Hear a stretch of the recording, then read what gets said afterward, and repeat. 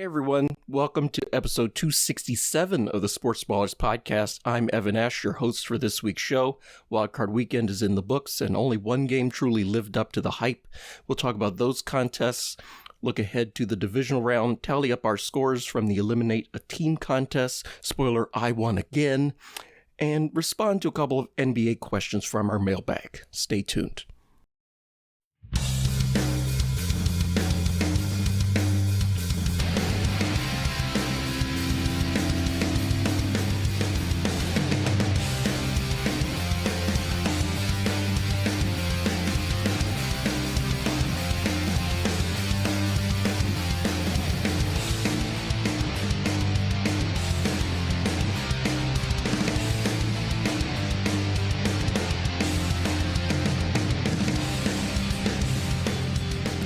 Hello and welcome to the Sports Ballers podcast. I'm Evan Ash, joined as always by Corey Puffett and Eric Meyer.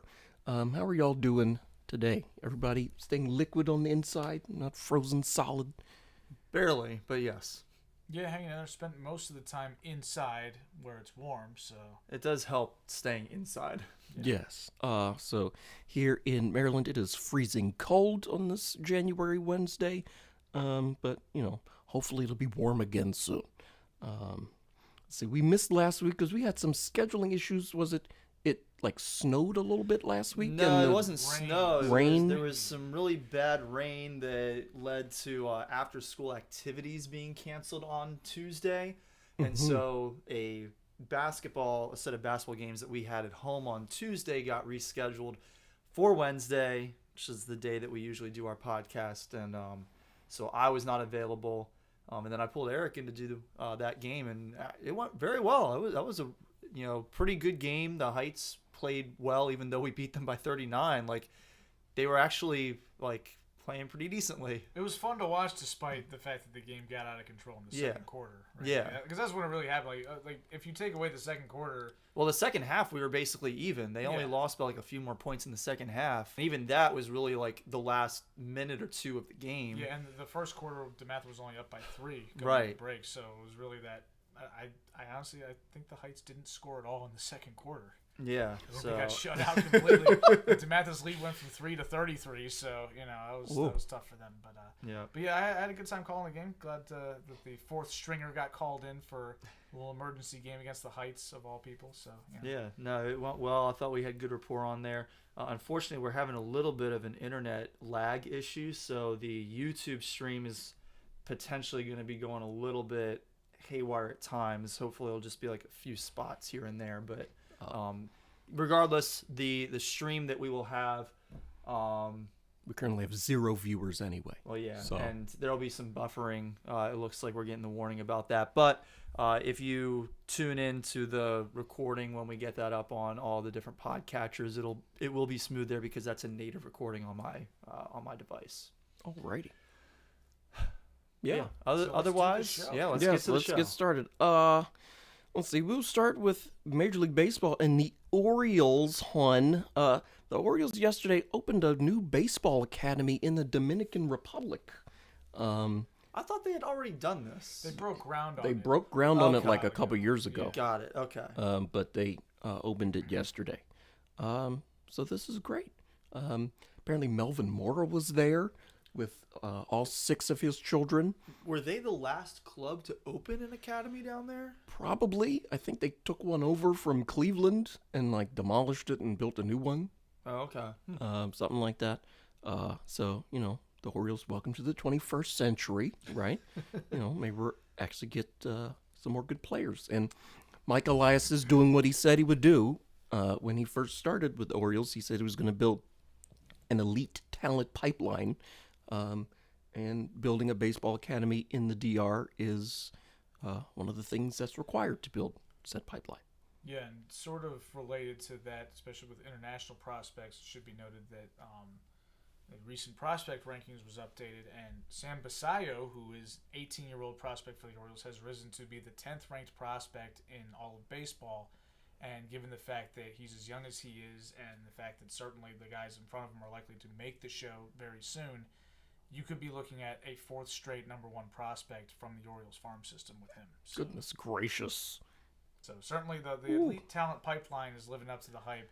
The major league team hopefully will follow suit. But I mean, I'm not they won gonna get 101 games. and then no playoff games. Yeah, well, So- I mean, we'll get to some NFL teams that won a whole bunch of games and then no Then playoff nothing. games. Yeah. Let's see. College football. Nick Saban retired, and someone called Kalen DeBoer has taken over for him. I'd never heard of this guy until like a week or two ago, like when When he watching was him. coaching in the championship game. Yeah. Yeah, exactly. I'm like, who? What is that? So congrats to him. Best of luck to you. Yeah. You'd much rather be the guy who follows the guy who followed the legend, right? Like, Saban won 6 championships at Alabama. Like, you better win 7, otherwise you're gonna get run out of town pretty soon. Never lost I more don't than know 2 about games. all that. I think if you he just needs to win like a championship, and he probably needs to do it like relatively early in his tenure. And then he has to keep doing it. At least be in the mix. No, being in the mix is not good enough, right? Saban went 11-1, and people called in Paul Feinbaum saying he needs to get out of here. He's not good enough. He's losing it. So, He ain't lying. Alabama's nuts. right, yeah. There's Fair a point. reason they're where they are is because they're nuts enough to be where they are. Mm-hmm. Like, Nick Saban wasn't a savior for Alabama. Nick Saban was just the first coach that actually lived up to their expectations. Like, that's how they are. Like, since Bear Bryant, everybody else is a failure. Yeah, so good luck to him. That's really all I got to say. Good luck to him. And shout out to Nick Saban, one of our favorite guys to quote, because Yes. he It's incredibly quotable. gives some really good ones. Mhm. And, we use them a lot. Some of them are inappropriate for this podcast. Some of but them. Most of them aren't appropriate for this podcast. And then Michigan rolled Washington in the championship game. It got a little close, and then it wasn't close, and I turned it off. I'm not particularly excited about this. I'm just kind of tired of the whole Michigan experience. Shout out to Coach Turk, who is he okay? That the M school actually I won. have not actually seen him since the championship. We were Saw him at the basketball game. Oh, yeah, that was after the championship. Yeah, it was. Yeah. So I guess he's doing okay. Okay. He still He was came he, to the he was basketball he game. was not on campus today. I had to cover his homeroom today. Oh, he has a homeroom. No, but they have No. they had to give seniors a homeroom for today and tomorrow because of the DeMatha experience. It's like where they meet to This start is the day. so incredibly confusing. Yeah, I don't know what any of this means either. Yeah. But, Y'all changed the schedule so you only have class like twice a week or something, and there's retreats Twice a month. Twice a month, yeah. And there's Sounds retreats like my kind of schedule. and school was canceled because of rain and wind, as if the school didn't have walls or a roof anymore. we gotta drive home. We also So their don't- we cars also don't have we walls also and a roof don't anymore. cancel for rain or wind. Oh, But there's flooding concerns too, right? Yes, There's- we canceled some after school activities. okay.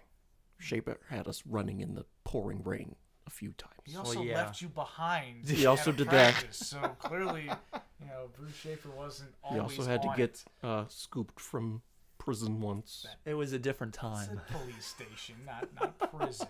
Was he there just visiting as a tourist? There's a difference between going to the police station and going to the cut. Okay, there's a little bit of difference. So come on, that's like we're like 3 steps away from there. Police station, then local county jail, and then state prison. He wasn't there. And he never went to court either. Oh, okay. He was So- being held against his will. That sounds like prison, It's right? not prison. Well, what would have happened if we just decided, you know what, I'm ready to go, I'm hungry, I'm going to Chipotle. Then If we he just would've walked got- out, He would have gotten then what some happened? trouble. They would have brought him right back, but that still doesn't make it prison. If the dean of students calls you to his office, you're being held there without, like, against your will. Are you in prison, Evan? No, but, the other guy has a gun. Jeez. Yeah. How do you know the dean of students doesn't have a gun? I mean, I couldn't be the one to say that. I'm not gonna- but that's what I was thinking. yeah. That's why I'm here. I tell the jokes that Corey can't. So, the NBA, Yes. the Raptors made a trade for some reason. Pascal Siakam to the Pacers. Why is this in here? Is this? I've talked about Pascal Siakam on this podcast so many times, and you have no idea who he is. So I mean, I've why- heard the why name do I before. bother doing NBA segments on this podcast? I mean, there's With more co-hosts? NBA stuff. Because it's for our listeners. Yes, all 0 of them You right are now. supposed to be also part of the listeners, but okay, I digest. All right, let's move on to Pascal Siakam is a 2-time All-Star and a 2-time All-NBA player. He's very, very good. Was he on the Thunder at any point? No, he's I'm on the thinking of- Raptors. Hence why they traded him to the Pacers. Oh, who am I thinking of? He said at any point. Well, that'd be pretty sweet. Anyway, Pascal Siakam's good. The Pacers have been impressive. Tyrese Halliburton's a good point guard, so that's probably the plan is to pair those two up and see if they can make some type of run in the Eastern Conference. The Raptors have been trying to or considering trading Siakam for a while. They knew they weren't going to be able to re-sign him. They're kind of going into a little bit of a soft rebuild, and he's on his last year of his deal. He's been a little bit difficult to find a trade partner for because he's been prickly about who he's willing to sign a long-term extension with. I seriously doubt the Pacers were on his short list of teams that he wants to sign an extension with, so they're probably just willing to say, "Hey, we'll ride it out for the rest of the 2024 season, and then if he leaves, and we'll free up a bunch of cap space that way." But they traded a couple other guys for him, and nobody notable really went back the other way. But yeah, it was a Woj bomb, so I put it in here Why are the Pacers not on that list, would you say? because they play in Indianapolis. It's not exactly a destination. Not as Toronto. Toronto's more of a destination than Indianapolis. And Toronto's he's a not. huge I guess. city. What are you talking about? I guess. Also, he left Toronto because they knew they weren't going to keep him either. He's probably going to sign somewhere where it's nice weather-wise. California. Could go to Miami. Take his talents to South Beach. Yeah, I mean, they struck out on Dame. Why not sign Pascal Siakam? I don't think that would fit, but, Where did Damian Lillard go? to Milwaukee. He was traded. Oh, Yeah, and now he's got a Giannis haircut. He does. I hate it. I think it looks I did not recognize. I think Like he I looks turned on my terrible. first Rashawn had turned on our first Bucks game of the season like a week ago. He needs to schedule And some I'm like- game time with the barber and get that cut. I legitimately did not realize that it was Damian Lillard until Rashawn had said something about him having a Giannis haircut, and I was like, "That's Dame." He hit a What? buzzer-beating 3 over I think they were playing the Kings the other day, though. That was pretty cool. But, did Paul George say it was a bad shot or whatever? no, because Paul George doesn't play for the Kings. Oh, okay. Well, I mean, I think I Or knew the that. Bucks. Yes. Playoff P. Your boy. Way off Pete. Yes, way off P. Let's see. We have some mailbag content from Joe Leglowick. Shout out to you. Thoughts on recent Wizards trade? And that sound you hear is me snoring about the recent Wizards Snoring trade. over Pascal Siakam, too. So Yeah, so that doesn't mean much. The Wizards lost to the Pistons recently. that's true. and then saw they that. traded with the Pistons. So did they lose twice? I think is the question here. I don't remember if they traded before the loss. It's a chicken egg situation. Regardless, did they lose twice? I don't think so. No? Mainly because they got picks. I mean, Second round picks. so second round picks turn into good players if you know how to draft. And I'm not willing to say that the new Wizards GM doesn't know how to draft. He drafted well this year. So, Tommy Shepard would definitely mess those picks up. He messed up first round picks all the time. So, the picks are valuable. The fact that Let me ask you this: how valuable are these picks? you're picking 35, which means that You have the should get 35th pick. 35th best player. Doesn't matter how many more happen after that. What difference does that make? The pick value stays the same as far as I'm concerned. I think the pick value goes up. Sure, fine. We'll take that. That's Wizards win then. Okay, they get an even better pick. But this is a Pistons move because they're like, hey, we gave Marvin Bagley money for some reason, and they needed to get rid of him, so they just stick a couple picks in his pocket. The return they're getting, Danilo Gallinari and Mike Muscala aren't particularly good players. I mean, Gallinari can be an okay role player, I guess, but the Pistons suck. Like, they don't need a guy like that. Like they The should. Wizards also suck. Okay, but the Wizards got picks, and they got the Pistons picks, which are going to be like early second rounders because the Pistons are garbage. So, this doesn't move the needle that much because you're not going to likely transform your franchise with second round picks unless you're the Nuggets. The Wizards haven't transformed their franchise at all in 50 years with any picks, I'm aware. right? I know this. Yes, but The Wizards should have sent Russell Westbrook to them. to the Pistons. Yeah, season. Ugh. Well, there's another mailbag question that's a little bit more little more interesting. Yeah. Yeah. Near midpoint season predictions. Who do you think will be in the finals? And do you have any dark horse picks? I have no idea who's good and who's not. Okay, well, I'm going to be boring, I guess, because I think that the two best teams, or the best team in the West, I'm still going with the Nuggets. I'm not inclined to.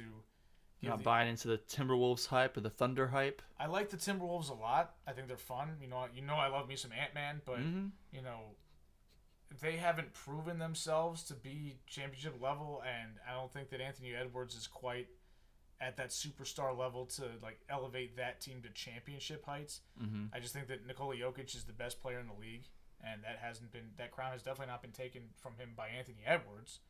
And, Sure. I mean, Anthony Edwards is 21 years old. Like, I can't expect him to do that. And you still got issues when you got Karl Anthony Towns as a key member of your team in the post. Like, that's just The postseason or in the post both. part of He the... doesn't play in the post. That's the problem. Oh. He plays on the perimeter, Okay. even though he's 7 foot tall. What? What's the point of being 7 feet tall then? This is what You're already I have 70% of this the is way what to the Bomani Jones basket. has said. This is what everybody has said. Like Charles Barkley and Shaq have said. It's like, if you're 7 feet tall and you never put your back to somebody, you might as well be 6'4". Like there's no Or point in being that tall. 5'10". Like you're wasting your height.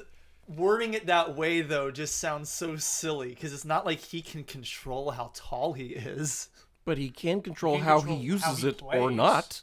Sure. Height is a big part of the reason why he was the number 1 overall pick, and he doesn't Oh, use he it. was picked number 1? Yeah. Oh. He went 1-1. Oh. Yeah. He's a stud at Kentucky. Well, I'm guessing that he probably didn't like put his back to the basket at Kentucky either, Yes, he which did. Yeah. then why did that just disappear from his game? Because he has to go after bigger, stronger people. Look up. You He can needs to get in Google the it. gym. Look up Karl Anthony Towns posts up Boogie Cousins and tell me what pictures you see. It's hilarious. So and at home, all zero. Literally, views. I typed cat post, and before I could even finish, it says cat posting up Boogie. Yes. Yeah, and all 0 viewers and listeners so far. You should look it up too whenever you get this. Okay, but wait a second. Which one of these is real? Because these look like exactly the same picture, and it looks like they photoshopped him also posting up. Shoot, why can't I think You're of gonna his? have to turn the computer around, Corey. I can't see Well, what you're doing. Oh my god. They also have this one. Well, the Anthony Davis one's fake. Yeah, That one's not real. I like the Photoshop job though. Yeah, it's pretty good. But yeah, Boogie's, just so he's just kind of staring at him like Carl looks like he's really straining to put his body into Boogie, and Boogie's just like staring at him like, come on, like you serious? He's not that guy. But anyway, so Nuggets in the West. He needs to be that guy, right? Like what? If he's not that guy now, he's like 27, 28 years old. He's been in the league since 2015. Can't teach an old dog new tricks. Oh, He's okay. clearly not committed to doing it, and he's been an all-star a number of years, playing the way he's played. All right, so you're sticking with the Nuggets in the West. How about on the East? Are you on the Celtics with them being ranked number 1? Are you thinking somebody like the Bucks? I don't trust the Bucks because their defense has fallen off since they got rid of Drew Holiday to get Damian Lillard. Okay. So their point of attack defense has really struggled this year, which means they have to win games and shootouts. Which having Damian Lillard on your team along with Giannis helps you potentially do that. But I don't want to get into a shootout and then have Giannis have to go to the free throw line in the fourth quarter a bunch of times. Like that's not how they've won before. Well, yeah, I mean Giannis is not that great of a free throw shooter, No. but do you trust the Celtics though? Because It's hard that's to. another. That's like it. Not trusting the Bucks makes perfect sense, but when you're saying that the alternative might be the Celtics, I don't trust them either. And at that point, I basically called a toss-up between the two of them. Yeah, it's tough because Boston's definitely got the better, deeper team, I think, in terms of talent. But you've got a whole bunch of guys who have question marks in the playoffs. A whole bunch of guys who love to not show up when it matters the most. They've had that happen before, but so is Giannis. So you have to consider that. And you have to consider the fact that Damian Lillard has never played a good playoff series past round 1 in his entire life. So that's another consideration. At least Giannis to a title. Of course not. But he was a pretty big contributor, and he's the only one other than Giannis between the two teams that's proven to be able to contribute at that level, at an all-star level to a championship team. Sure. Boston's got 5 guys that I like, but only 3 of those guys that I trust. And maybe it's actually only 2.5. I trust Drew Holiday, and I trust Derek White. I don't trust Jaylen Brown because he can't dribble with his other hand. I don't Is that the guy you trust halfway? No. Oh. I struggle to trust Kristaps Porzingis even though he's been great this year because he's been in the playoffs I think twice in his whole career. One time he got injured because he gets injured a lot, and the other time he couldn't do anything to help Luka try to get past the Clippers. We were down in Southern Maryland while that was going on for Sean's wedding, and that was just he was a non-factor. Now, granted, he's playing in a different system with different players, so I don't know about him. And the guy I half trust is Jason Tatum. Because Jason Tatum can be really good in the playoffs, but he's also had a lot of stinkers. So the one thing I'll give the Celtics is that, assuming they hold on to their conference lead, and they have home field advantage in every series they play, they're undefeated at home right now on the season. They're 19-0. They're the only team that has fewer than I think 4 home losses on the Eastern Conference side. There's a couple with like 2 losses on the West, but like they've been really good at home. And if that continues, as long as they don't pull a Dallas Cowboys in the playoffs, that One can only which hope. they could, because are we really convinced the Celtics are not the Cowboys of the NBA? I mean, considering the fact that one of their 19 home wins was an overtime victory over the Pistons while they were in the throes of a historic losing streak. In the throes. Yes, I mean, let's keep that into perspective. And also, the Celtics were supposed to be a dominant home team in the playoffs, coming into every other postseason, but they constantly lose there in the playoffs. Yeah. They lost 2 of the 3 home games against the Warriors in the finals. They lost a bunch of home games to Miami both years in the conference finals. That in this iteration, and I also worry about Joe Mazzulla. I don't think he can coach. He was hired on the spot after Ime Udoka got canned right before the season started. Whose fault was that? My fault, but that Are you? Am I mad that I made the Boston Celtics worse? Of course not. I don't like. Oh no. But that's totally cool with me. But yeah, and he didn't have a staff last year, so I gave him the benefit of the doubt. Now he's got a staff, and I still don't think he can coach. So, I don't know. Do you have a dark horse candidate who you Yeah. feel like could make a run in the postseason? Yeah, and it's entirely contingent on his health and productivity in the spring, which is a big, tall order. That's why he's a dark horse. Why this team's a dark horse instead of an outright favorite, and that's Philadelphia. Like that team is playing at a high level post James Harden. Tyrese Maxey has really stepped up to be that second guy, and Embiid's playing at the same level. I'm assuming that's who you're referring to when you say that guy. Yeah, is Embiid. Yeah, because Embiid every year he seems to have some untimely injury that slows him down in the playoffs, and they might be able to get out of round 1, but then they play a team like Boston, or they play a team like Milwaukee, or they play a team like the Miami Heat. What was the issue last year? Because it wasn't an injury, was it? He was healthy going into the postseason. He was upright, but he wasn't healthy. He had a meniscus injury. Oh, did he? And he was playing through that. He actually moved pretty well considering. Yeah, I didn't realize that he had a meniscus injury because I caught a few of their playoff games, and he was not playing at the MVP level that earned him that award over Jokic. Yeah. But he didn't look like he was hurt to me, so I didn't realize that. He was agile enough to fool you, but he was playing hurt. I don't know if that's why he had a bad series or bad-ish. He wasn't horrible by any means. Right. Yeah, he had 1 or 2 really good games. He just wasn't, Joel Embiid through the regular season. Right. But he's still dangerous. He's still a really good player, and like I said, with James Harden no longer there, potentially, there were some issues between the two of them. And with Doc Rivers being gone and Nick Nurse being their head coach, that changes the equation a little bit. It's going to be on his shoulders, but I think that if he can maintain his level like he has the last couple of months, and he takes that into the spring, they could beat anybody in the Eastern Conference. Hell, they could beat anybody in the league. Like, they played the Nuggets last night, and Embiid once again gave Nikola Jokic the business. Like, he's done that before, so I keep my eye on them. I got to ask you a question on particularly the Western Conference side. There's a couple of teams where this is sort of the case on the East with the Bulls and the Magic, but it's much more pronounced with the Jazz and the Lakers and the Rockets. What is with these teams that are so much better at home than on the road? Like, it's not like a slight difference, like they're winning a little bit more. The Jazz are 15-5 at home compared to 7-15 on the road. The Lakers 14-7 versus 6-14. The Rockets 15-6 versus 4-14. These are all teams that are in that play-in area. Yep. Where if they could just figure it out enough to win half of their games on the road, they might not be in that play-in range. They might be solidly in the playoffs. Well, I think that teams that struggle on the road are usually either younger teams, which is the Rockets that describes them. The Jazz, to some extent, are also a young team. They jettisoned a lot of their talent, namely Rudy Gobert and Donovan Mitchell, who were a tandem for a good number of years.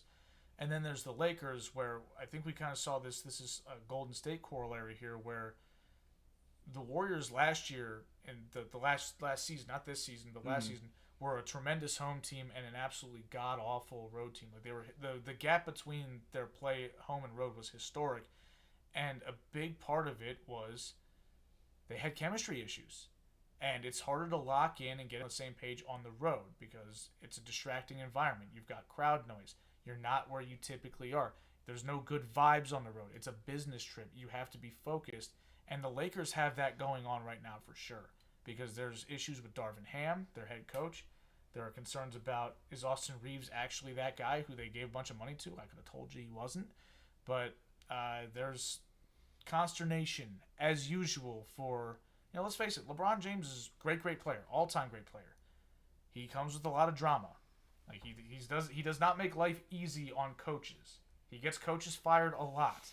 He outright fires coaches a lot. He tries to get Hall of Fame or future Hall of Fame coaches fired a lot. So this is kind of part of his brand. And Darvin Ham is not experienced enough, nor do I think he's necessarily good enough to survive that kind of turmoil. And I think it's going to cost him his job.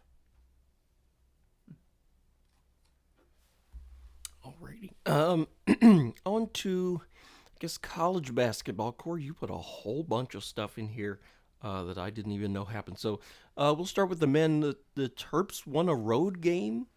Which I found it interesting that somebody typed finally won a road game considering they just won on the road at UCLA. Yeah. Somebody. This is in conference. Different. What do you mean somebody? If you know it wasn't you, and it wasn't me. I didn't type it. I typed it. Yeah. You also had Terps finally lost a home game, so I just said, all right, finally won a road game. I just changed your. Well, I just updated it to in conference. There you go. Okay, well, I didn't feel now like it's typing. accurate. I didn't feel like typing that. But yes, Maryland did beat UCLA on the road, which was surprising. I didn't think they were going to do that. This is far more surprising. Yeah. This was a much better number 10 team in the country. Yeah.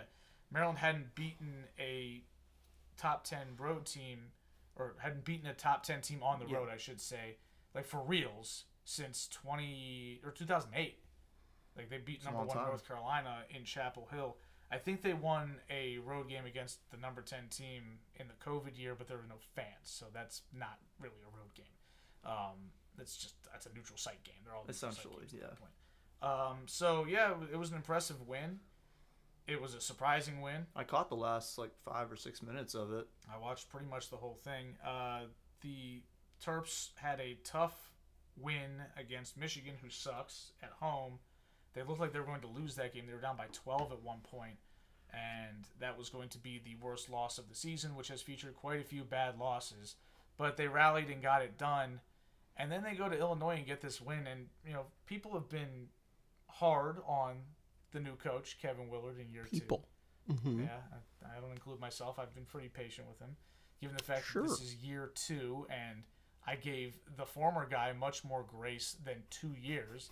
I gave him at least 8 before I said, okay, he's got to go now. And guess what? Mark Turgeon never beat the number 10 team on the road. Never happened.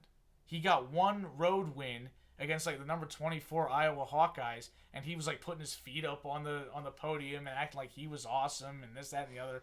And Kevin Willard goes in year 2 with a disappointing team so far, and not only did they win the game, Kevin Willard outcoached Brad Underwood so badly in this game.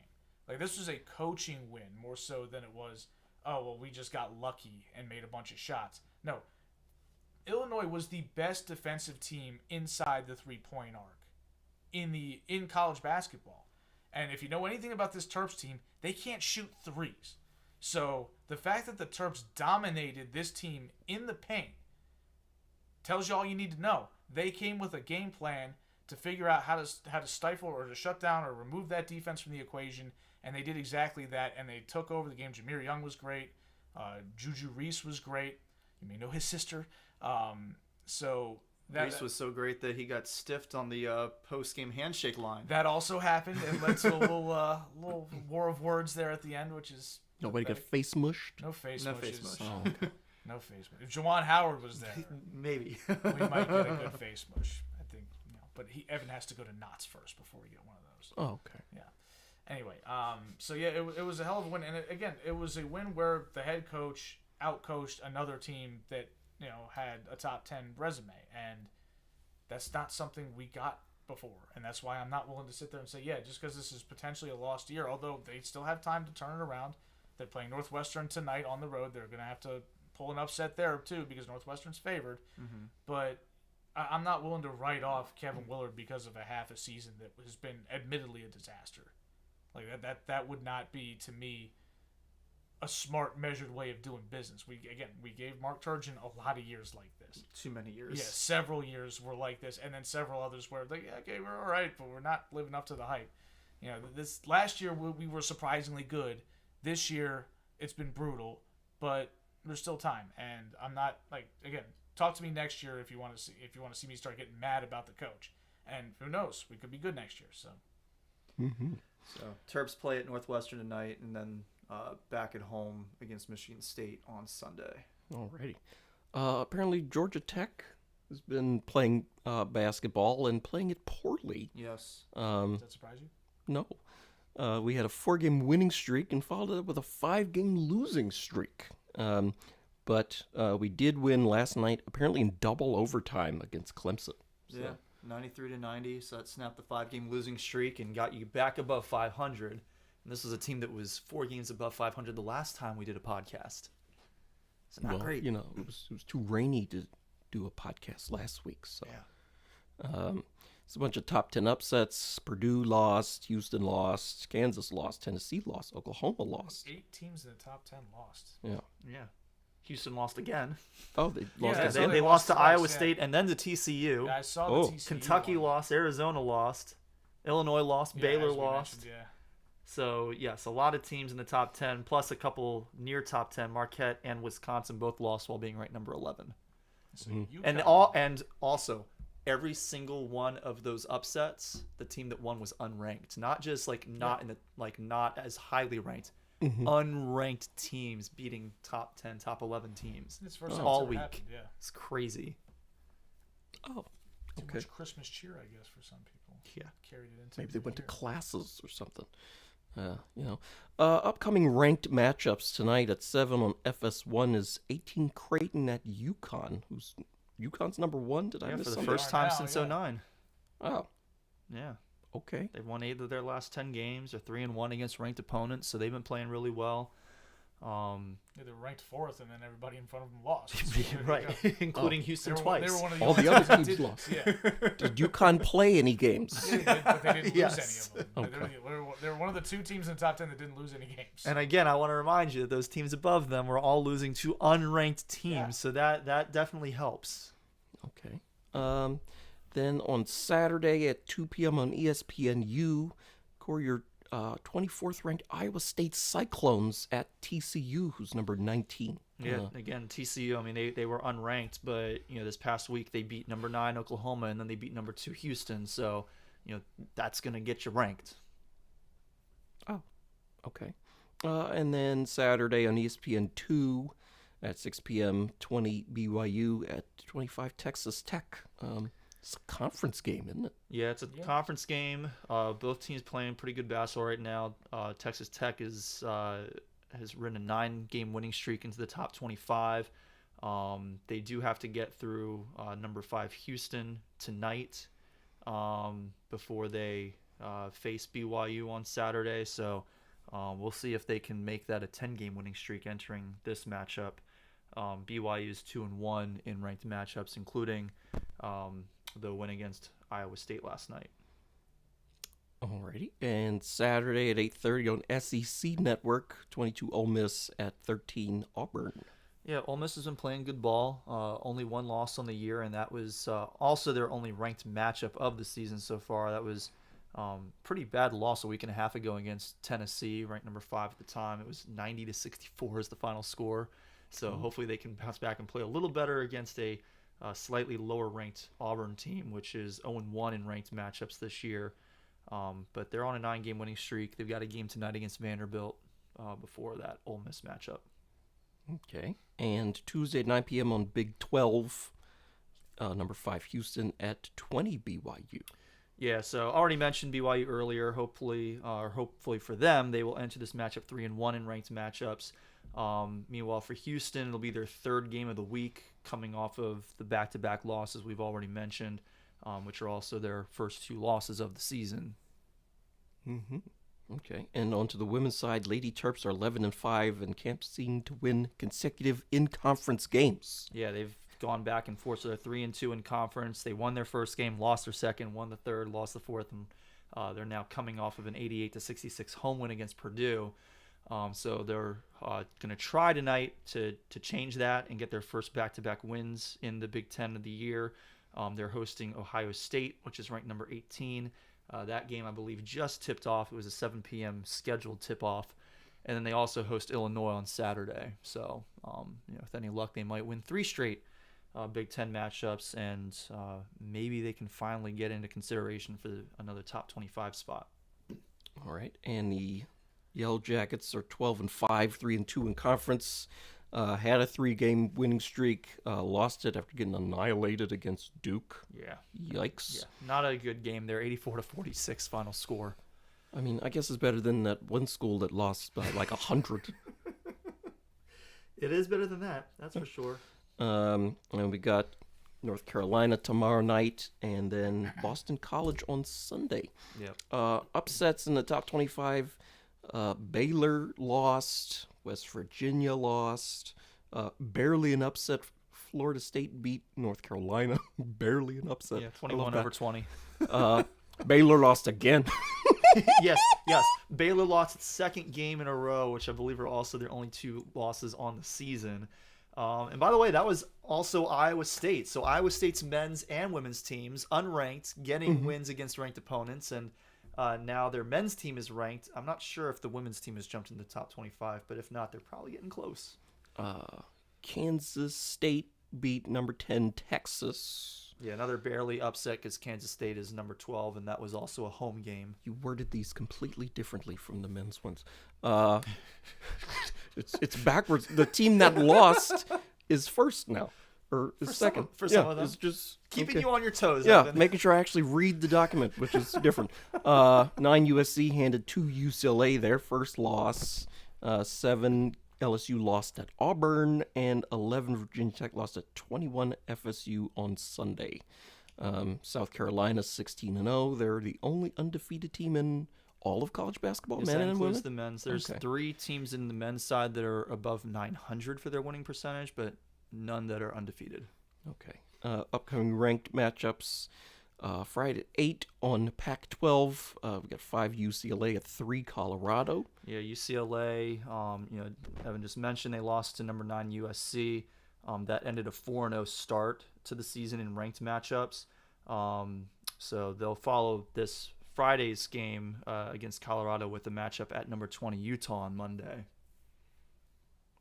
Meanwhile, Colorado is on a 9-game win streak, including a 12-point win against number 8 Stanford this past week. So, definitely gearing themselves up for a bit of a stretch with, UCLA here, and then number 6 USC on Sunday. A lot of good teams in that conference right now. Yes, because 6 USC and 20 Utah are playing each other on Friday night. Yes. So other than their season opener against Ohio State, this will be the Trojans' first ranked matchup against a team other than UCLA this season. And then, as I mentioned, they'll visit number 3 Colorado on Sunday. Meanwhile, Utah has had a pretty challenging schedule, and they just have not risen to that challenge. Ranked 20, but they're 0-4 in ranked matchups entering Friday, which they'll follow with the aforementioned home game against number 5 UCLA. So they very well could be 0-6 in ranked matchups by the time we reconvene. At which point, does that mean they're going to be outside the top 25? Not necessarily, but at that point, you can probably write them off as a candidate to make a deep NCAA tournament run. I mean, that sounds like a team that doesn't belong if they're playing ranked teams and they keep losing. Yeah. And again, they're playing all these ranked teams that are ranked above them, so they're supposed to lose to them, but Can't lose all the No, games. you can't. gotta You, pick ju- you, off ju- one, you just can't. you know? You just can't do that. Sunday at noon on Peacock and NBC. 2 Iowa at 18 Ohio State. Yeah, so just mentioned Ohio State's playing Maryland tonight. They'll hope to carry a 4-game win streak into this matchup. Currently, they're 2-2 in ranked games this season. Meanwhile, Iowa has won 15 straight now, including one against the Kansas State team that handed them their only loss of the year. Okay. Sunday at 2 on ACC Network. 13 Louisville at 23 North Carolina. Yeah, Louisville's 2-1 in ranked matchups. UNC's been really streaky this season. They're 2-4 in ranked matchups on the season. All right. Sunday at 3 on Pac-12. 6 USC at 3 Colorado. Yeah, so we kind of discussed this game as well as the Monday 7 p.m. game between UCLA and Utah. All 4 of those teams are playing games against each other over the course of the next week, basically. Oh, yeah. And then Monday at 8:30, Kansas State at 12 Baylor. Yeah, this is actually one of the more interesting games. I think I left off Kansas State's ranking. I forget what their ranking is now. I failed to put that into the document. I feel like we mentioned them already. Let's see, women's top 25. Let me just look that up real quick because I want to make sure I have that. Kansas State is currently ranked number 6. That doesn't include a forfeit against TCU in their favor tonight. TCU, for those who haven't heard, they don't have enough players right now, so they've had to forfeit 2 games. We'll see if it extends beyond tonight, but They only have 4 players on their team. I don't think it's 4, but I think it's less than 10. Why? They haven't disclosed the reason, at least as of the last time I checked for information, but which was earlier this afternoon. In any case, Kansas State has been playing really good basketball on the women's side. Baylor, they suffered the 2 letdowns against unranked teams this past week, so they're basically the Houston of the women's basketball world, which ironic that they both play in Texas. But they're still 4-0 in ranked match. Aubrey Griffin tore her left ACL back in early December. Not sure why it took so long for that to be revealed as the injury, because I think the game she hurt herself in was on December 3rd, so like very early December. And she's now one of 4 players on UConn's team that have been confirmed out for the season. They have a 5th player that's been dealing with some like back spasms or something, and so she's out indefinitely. But they've been battling through and continuing to win games, so they're staying in that mix. Meanwhile, Marquette, they're 2-1 in ranked matchups this year.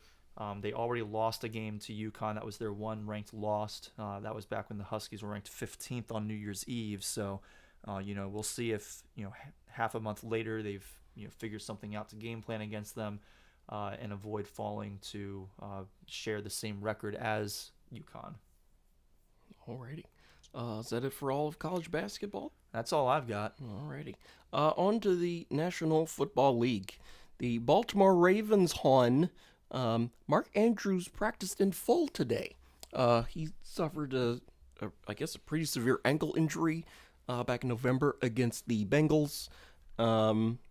So he remains day to day, and we'll see what that means. But Eric is sitting up and smiling. What's happening? Any concern about Ewing theory here? No, but I'm always concerned. Oh, okay. I don't know.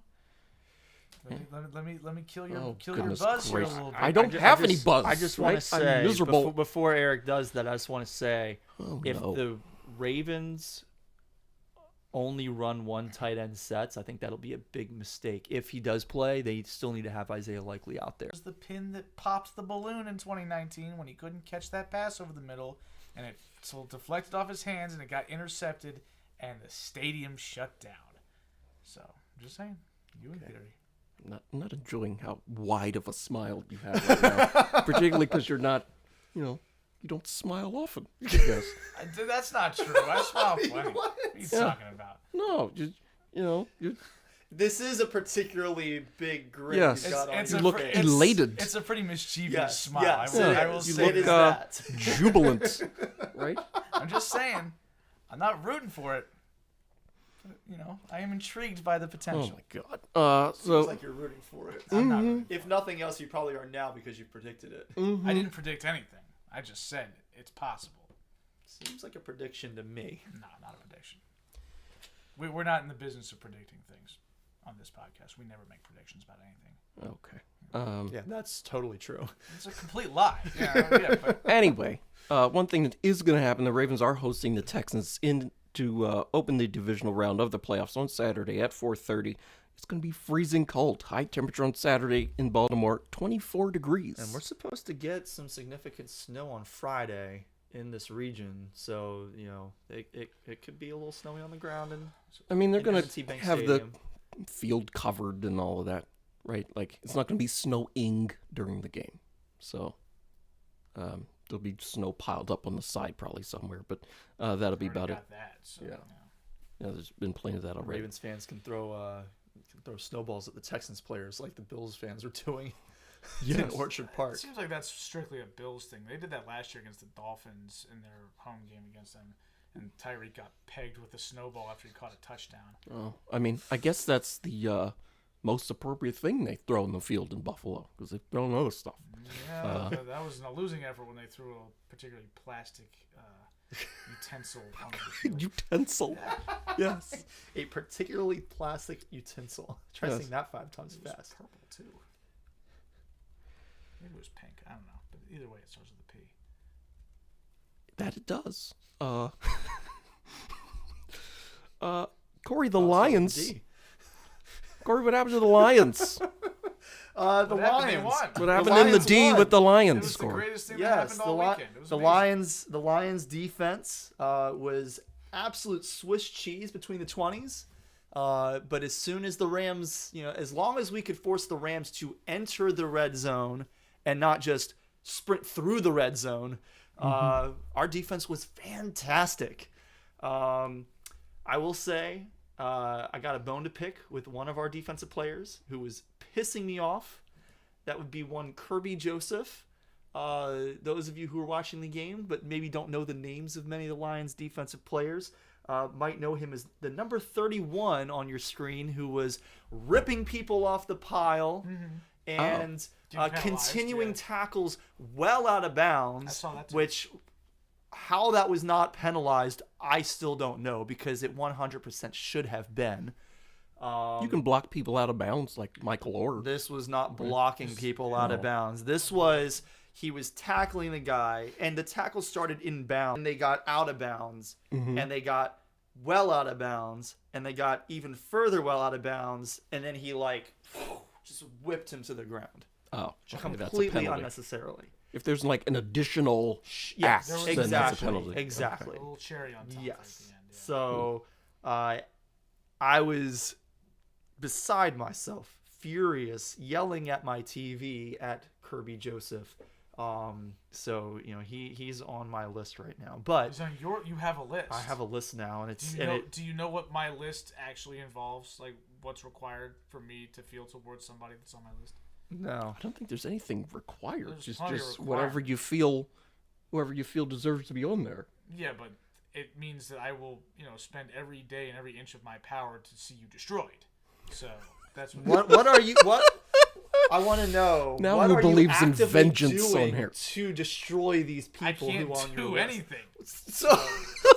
So basically, you're just laying awake at night, bothered by these people's existences, Yes. with no ability to do anything about it. I can send some mean tweets and talk negatively about them on here, but that's the extent of my power. It's So not nobody's about, gonna hear about It's that. not about actually doing something. We still have zero person to read those. They should read those and be like, hey. I am Yeah. not going to go to that extent. So then your list isn't the same as mine. Don't. I never claimed that my list was the same as yours. Good, because it's not. Okay. Mine's better. Fine. I don't care. Why are we comparing and competing lists? Because that's what we do on this podcast. We make lists of who we think are going to win. We compare whose is better.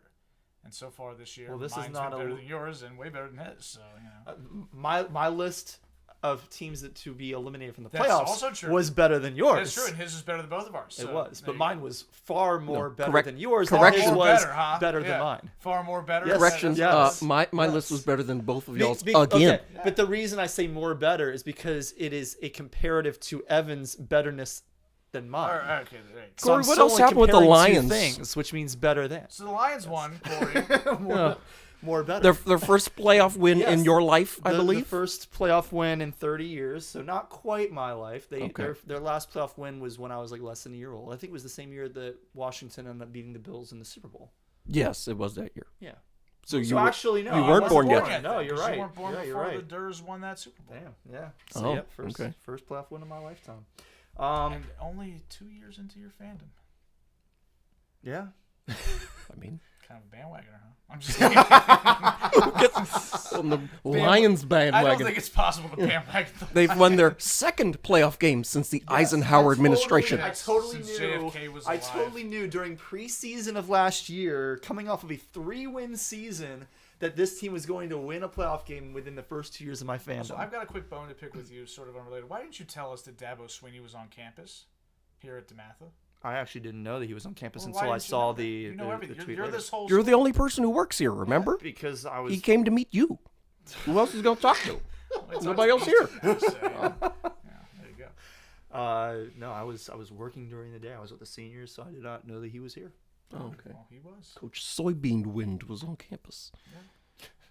Also, why would I even mention that Dabo Swinney was on campus? I hate that guy. I mean, you hate Nick Saban too, but if he was on campus, I would expect you to. I at least have a little bit of respect for Nick Saban little as bit a of respect as a human person. As a human person, Yes, is Dabo on your list? a different list. Okay. He's on my list of people that I would absolutely spend every waking moment trying to see the destruction of if I had any power to do that. So, like, that's my list then. Yes. Okay, so Dabo's the equivalent there. Yes. Okay, that's fair. Because I don't like Dabo either, but Hate Dabo. college football coach is not going to make my list. I'm sorry. It's not worth my Well, time. fair. Anyway, yes. So the Lions held on. It was really good game on the offense. I was impressed with Laporta. I mean, Laporta is clearly more of a man than Travis Kelce because he suffered essentially the same injury. And guess who didn't play in Week 1? That's what I'm Against saying. the And guess who Lions. did play in the wild card round? Well, this is the playoffs. with I mean, less the post, with less recovery time. but this is the post. Week 1 was like a week and a half, 2 weeks removed Okay, from but Travis Kelce's Kelce injury. probably would have suited up if it was for a playoff game. He missed Yeah, week probably. 1. Right, Against the Lions. against the Lions. Oh, against the which, Lions. Which I the guess. Lions won. Yeah, the Lions did win. Also by a point. That's true. Yeah. Yeah, no, that was I thought they said he was going to be out for weeks at a time. So happy when that game ended. This is the first game in I don't know how long I stayed completely off electronics. I did not. I noticed. I was not on my laptop the entire game. I was not on my phone at all the entire game. My eyes were glued to the television. Like I never do that. I'm always like sending messages in the chats during games. I'm fiddling on my phone during red zone. I was 100% locked into this game. Rashawn was getting a little annoyed with me toward the end because it was well after quiet hours in our apartment, and I was still clapping at all the good plays the Lions were making. It's the playoffs. Still getting They'll- excited. People, if somebody's mad at you, they can get over it. It's the playoffs. Yeah, it's Right. the I post. mean, it was a fair comment that we're well past quiet hours. It's the playoffs. However, I was very excited about this game. I was very excited by this win. Yeah. Well, tell them you weren't clapping the So- last time so the if there Lions are won any a playoff game. questions about how much I actually care about this team, how invested I am in my fandom of the Lions, You bought a you can put jersey. those You aside. were ready to get evicted from your apartment because of your dedication to your team. Yeah. And I can't remember the last time that I've been that dedicated to a team. Yeah, because you're rooting for the commodes. Yeah. So we can, come on. You know, like, Maybe You never really liked the during Commodes. RG3's You rookie pretend- year. you pretend- RG3's rookie Unbridled year, that was probably the optimism. last time I felt anything resembling this. And even then, I don't know if I was that excited. playoff games Well, are that team different. was incredible. Right? Like the Playoff electric- games, especially when you expect to win, right? This is a Yeah, I game mean, where the- the Lions were favored. Right? Yeah, I mean, spoiler alert, my proudest pick is actually picking the Rams to cover against the Lions because that's a game They did I cover. felt like it went exactly as I thought it would. I thought the Lions would win the game, but I took the Rams even though it was only a -3 spread in the Lions' favor because I felt like this was going to be a game that came down to a point, maybe two, and that's exactly what it was. Yeah, it was a wild game. This is the only good game of the Oh weekend. yeah, Every other by game far the sucked. best game. And the funny thing is, a lot of people with this game, a big part of the reason why they were leaning for the Rams to win it outright was because of the supposed coaching mismatch, as people have said. And I didn't really buy that because, like, the idea that Dan Campbell's a bad in-game coach, it doesn't really sit with me. And He's made a few bad in-game decisions from here, from here Like and going there. for but 2 from the 7-yard line. Well, but that's more so about just who he is, though. He doesn't get out of character. Sometimes the way he acts as a coach can frazzle you because it's like, okay, I get that that's what you do, but come on, man, dial it back. Yeah, maybe like be a little more selective in when you're going to do what you do. Sure, but Sean McVay is probably the most brilliant coach at all things involving coaching a football team, except for game day. Because game day, he always messes stuff up. And he messed up so much stuff this week. He blew 2 timeouts down the stretch. Yeah, that what was going on with absolutely that? inexcusable to blow 2 timeouts well before you got to, the 2-minute drill part of the game. You call timeouts if the clock stops. You cannot do that in a game where it is this close, where you're trailing in the first place. But even if you were winning by a possession, you can't do that. You don't know what position you're going to be in by the end of the game. And I thought also questionable was when the Lions got hosed on that offsides false start blown call by the officials that would have extended their drive. Yeah. They had to punt. Yeah. And the Rams took over, like at the 10-yard line, so they had a long way to go. But they had all 3 timeouts, 50 seconds left, and Matthew Stafford was throwing ropes all game. The Rams were getting any big play they wanted from Puka Nacua, not only catching the ball, but then running for 30 extra yards. Yeah. Got like 187 yards. They just quit on targeting. Let's ignore the fact that he's Cooper Kupp. And just, Won Super Bowl MVP. Yeah, exactly. McVay made some questionable decisions. I think he gets in his own head a little bit. I think he overthinks things because that's his nature. And again, I'm not suggesting he's a bad coach or anything like that, but I thought Campbell did Shakespearean flaw or whatever. Yeah, I thought that Campbell did an excellent job. I thought that on that last pass of the game, the one that sealed the deal, like, I knew he was going to do that. I knew that he was like, because I was saying in my head, like, Tyreeko and who's he calling again? Collinsworth. It was Collinsworth. Okay, all right. They were sitting there talking about, you need like 3 first downs. Like, no, I did the math. You need 2 because they didn't have any timeouts. Yeah. I was like, you need 2. You just pick up 2 first downs and the game's over. Well, even after they got the 1 first down, the Rams were out of timeouts. They got the first down, taken down to the 2-minute warning, and Tarico thinks that we still. Like, no, it's over. We can kneel it 3 times and you're done. Math, dude. But I knew that I was like, okay, it's 2nd and 9. Yeah. A lot of coaches would say maybe consider just running the ball twice and punting, and I'm like, yeah, but this is Man Campbell, and I'm like, and dude, you've got Amon-Ra St. Brown, like. Well, and the thing is, they still had their timeout at the time, so it's like you'd be giving the Rams the ball back with, more than a minute. Yeah. And they only need a field goal. Yeah. If you did that, I was like, no, take 2 shots at it, throw the ball on 2nd down. If you don't get it, throw the ball again on 3rd down. And they got it on 2nd down, and the game was over. I'm like, that's how you play the game. That's how you go get it done. Yeah. I will say, I thought the Lions defense did a good job of containing Kyron Williams, but I was getting a little frustrated with Ronnie Rivers running all over us. Like, who is this guy? Like, you're stuffing. I probably heard Ronnie Rivers' name once before this game ever. Kyron Williams was the 2nd team All-Pro selection this year at the running back position behind Christian McCaffrey. And he deserved it, Absolutely. too. Like, that means he's the 2nd best running back in the league effectively this year. I mean, if you look at, like, fantasy points per game, he was number 2 in the league behind Christian McCaffrey. He was almost number 2 in overall points despite missing like 4 games. Yeah. But they shut him down with the backup guy who I'd never even heard of was running all over him. I think you just said his name. I already forgot it. Ronnie Rivers. Yeah, Ronnie Rivers. That could be anybody. That sounds made up. Nick Rivers and Joan Rivers, Philip Rivers. Is no longer with us. She died. Yeah, a few years back. It was pretty old. So have to make a comment about your boy Jared Goff. And oh boy, Goff is a guy who you. This is where it's so important for the Lions to get a lead. It doesn't have to be a big lead. It just has to be a lead because it takes so much pressure off of him. He is so much less mistake prone. He didn't throw any interceptable passes in that game. Speaking of pressure, literally, when he wasn't pressured, he went 21 of 21 passing. I don't think that they got a quarterback pressure in the first half. If they did, it was maybe one in the second quarter. They got one. He threw an incompletion, Yeah. and then they went right down the field and scored anyway. Yeah. Like, that was pretty much how it went. And I should also point out, the guy that the Lions traded for Jared Goff, which means Matthew Stafford. The Rams got rid of Jared Goff because he wasn't good enough to win a Super Bowl, even though he got them to a Super Bowl, and he did it in a much more impressive fashion to get through the NFC. He had to go through the Superdome to do it, and he got it done. Whereas Matthew Stafford threw the biggest puffball interception that Jaquiski Tartt couldn't catch for some reason, and that's the only reason why that guy's got a trophy and Goff doesn't have a trophy because he couldn't beat the Patriots in the Super Bowl. And I'm like, Stafford was on the lines.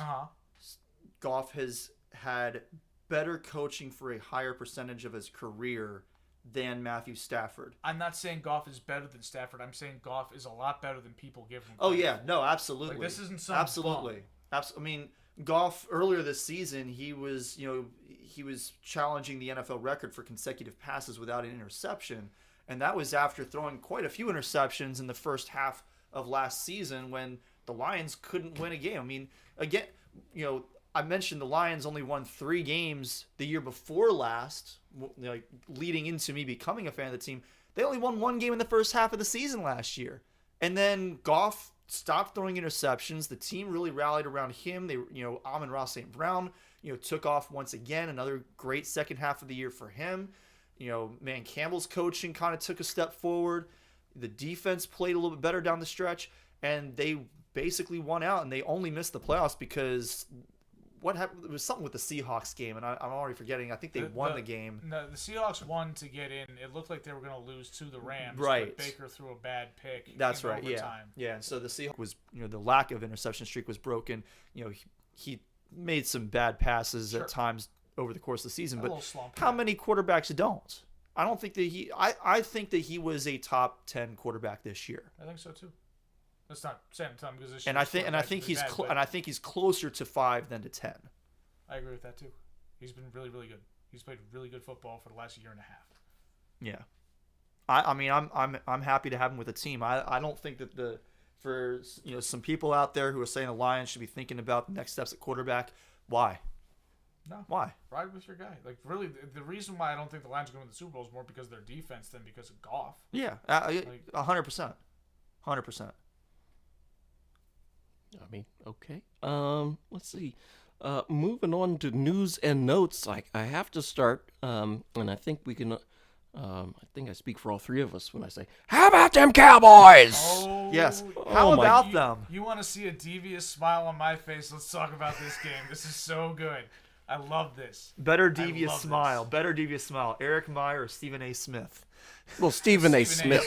Right? He's had so many years at the highest level of television perfecting the art of trolling the Cowboys. I don't even hate the Cowboys that much, but I think this is hilarious. How many times has Skip Bayless thrown away the same Dak Prescott jersey? How many times has Dak Prescott? 5, because he's lost 5 playoff games. Although one of them he actually played well, so maybe only 4. Which one was the one he played? The first one against the Packers when Rodgers threw the sick pass to Jared Cook for the win. Oh, yeah. That was Dak's rookie year. That was a shootout. Okay. Yeah, that game was incredible. It was a great game. And Dak played really well in that game. That was not since then. That's the only playoff game he's played well in, other than maybe the Bucs game last year, which who cares, I very much enjoyed Jimmy Johnson's halftime rant. It was so good. He was I was furious. not expecting that. I was just sitting there watching the TV, looking on my phone. There was something Jimmy Johnson screaming at the camera. I'm like, was this professional wrestling? What's He's going on? trembling. I'm sitting here emotional. Like, if Mike McCarthy was a better coach, well, if he was a better coach, he probably wouldn't need to do this. But if he was a better coach, he would probably just play that during halftime and let the Cowboys get motivated by that, because there's nothing Mike McCarthy's going to do to motivate that team. Mike McCarthy is such a bad coach. I've been saying this since he was in Green Bay. Why not? Yes. Yeah. He had a good season that honestly was more so the coordinators doing something. I mean, I forget who the defensive coordinator was of the Packers team that won the Super Bowl against the Steelers, but they had so many injuries on the defense, yet the defense was still playing pretty well down the stretch. Was it Martin Charles Woodson on that team? I thought it was. I'm forgetting too, but it's it's somebody we all know. Yeah. Regardless, they had I want to say they had like 11 defensive players on IR that season. Yeah, but they came back. And not all of them. Well, They had Clay Matthews and B.J. Raji and Charles Woodson. So there you go. But like, yeah, love BJ Raji. Yeah, he had the greatest, discount double check ever in that playoff game. It was amazing. Yes. He picked But- off, what was that loser quarterback? but again- Jimmy Cutler. No, but Cutler was hurt. Uh, somebody. It doesn't matter. In any case, Kyle like that Orton? Packers team was more about the coordinators to me, and about just like the incredible, like, overwhelming talent of the roster. Sure. Outside of that, when has he ever shown that he can be a decent coach, much less a good coach? I still give him credit for rehabilitating the end of Favre's career and also What is the word? Not extremisted them. I'm making up words here. What in the world? Yeah, radicalized. I think it radicalized a lot of people, I and I think Rodgers is one of those. All right, well, whatever. Yeah, McCarthy sucks, and he was terrible, and he needs to get fired. I don't think there's any two ways about it. Yeah, you he's can't got lose to like go. that. He's got to go. They were a 7.5-point home favorite. They hadn't lost a home game in like 16 tries, and then they get run off their own field. All right, favorite moment from the game. Dak's pick six. I mean, it's always the fans looking sad, right? For me, it was Jerry Jones in the press box throwing stuff. Oh yeah, he's turning around in utter disbelief. No, I was like he's trying to find the person whose responsibility this is. He's down there. No, Jerry. look in the mirror, Jerry. well, that's Hello. his- Sure. I was waiting for him to have like this is Gonna throw a drink at somebody. This is a reference that you won't understand, Corey. Oh, You probably okay. won't either. Well, that's not a surprising. Godfather 2 moment where, a guy was testifying against, the crime family, and so Michael Corleone brings in his brother to sit next to him basically as like okay, you're not going to do this in front of this. Well, he should have had Bill Belichick, Jerry Jones, in the box with him, just being like, Bill just looking like with his binoculars, eating his snacks or whatever, and just being grumpy. And just like, this is gonna be the new guy, Mike. If you don't step it up, and he didn't step it up. So, what does this do for Dan Quinn's job prospects? He was a hot coaching candidate. A lot of people thought he was gonna go back to the Seahawks. Do you? So I think the Chargers might have interviewed him. Somebody probably reached interviewed out by to him quite for a an few interview, people, but is he going to get hired? That's another question. This has to change things. Their defense did not show up at all in this game. This was one of the better defenses that we've seen in the NFL over the past few years, and especially this we've had some Allegedly, good, and we've anyway. had some good defenses over the past few years, and this was one of the best. It was definitely the best this season on the whole of the year. Yeah, in the NFL. I mean, it was In up my there. opinion, yeah. You thought they were better than the Ravens or the Browns? The Browns, I might give the nod to the Browns. It's close. I would put the Cowboys over the Ravens on the whole of the season. Down the stretch, maybe I go with the Ravens. But the Cowboys were excellent this year, and they just absolutely disappeared in this game. So I have a theory, and it ties to what we've said about Jerry Jones. NFL playoff football is, out of the big four sports, it is the only one that's virtually identical to regular season football. It's the same thing. You play on Sunday. Yeah. You get a week to prepare for a new opponent, and then you play again on Sunday. It's not like basketball. It goes from I'm playing 3 different opponents in 3 nights or 4 nights or whatever, and then I get the same opponent. Right. Baseball, we know we shorten the rotations. You only had 4 starters, whatever. There's more days off. Hockey Yeah. and basketball are very similar. It's basically the same. The only real difference, other than a slight tweak to the overtime rules because you can't have a tie, is the pressure, the stakes. Yeah. So why is it that the Cowboys are consistently underperforming in the playoffs? And not just Dak Prescott in this iteration. And not even all Mike of McCarthy. them for 30 years. Why are they so bad Yeah. under these situations? I mean, Who's the one person that's been there the they whole are not time? ready to play under pressure. It suggests that the pressure on them is higher, and who's responsible for that more than anybody? The only damn owner that gets in front of the press every Sunday and says, well, we expect to win the Super Bowl every year. That's what Jerry Jones does. Yeah. Hable has set the deck against the Cowboys insofar as he has made this America's team, which in itself adds pressure. The Cowboys called themselves that's- America's team that- in 1978. But again, but that was Jerry Jones. No, it wasn't. He didn't buy the Cowboys until like 1988 or 89. Bought them in Yeah. the late 80s. He hasn't They were America's team before Jerry Jones? Yeah. Yeah, like Tom Landry Wow. called them American. Well, then honestly, I would say that this has nothing to do with Jerry Jones. Then I'm not to say that he doesn't. Got to do with Not somebody. to say Celebrity that, owner. not to say that he can't exacerbate the issue, but I think that's going to be an issue on the Cowboys, no matter who and no matter who this owner is.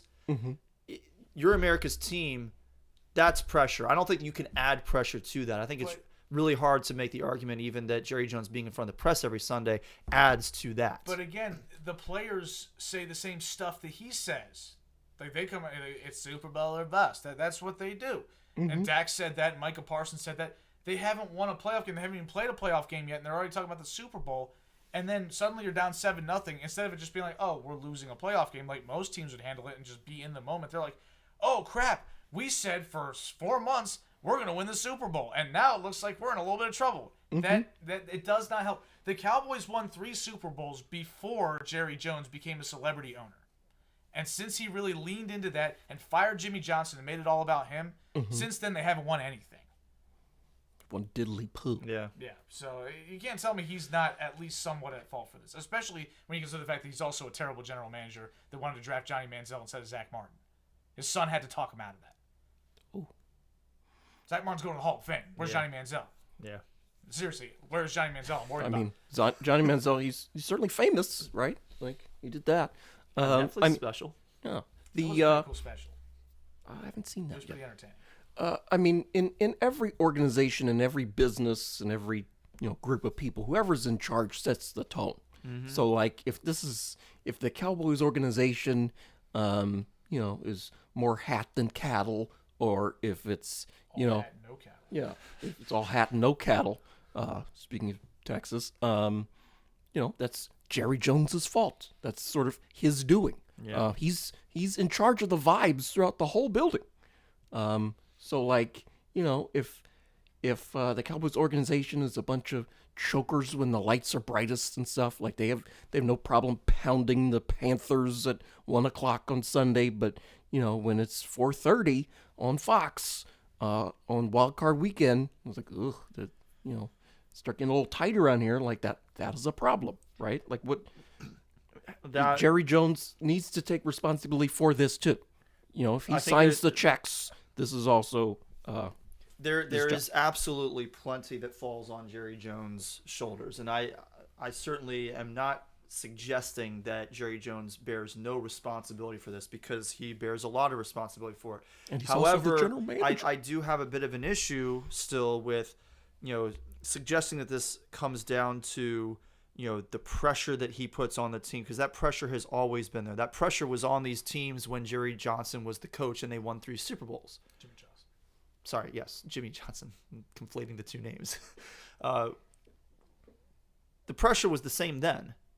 The pressure doesn't go up because Jerry Jones becomes a celebrity owner whose ego is too big to share this with Jimmy Johnson. Like, all of that is Jerry Jones, becoming a terrible owner of the team and a terrible general manager of the team and setting up for failure. That's not to do with pressure. If you can't perform under pressure, you can't perform under pressure, and you're not going to win Super Bowls. That's all there is to it. These guys in here? But there are plenty of other. I mean, you look at the Patriots.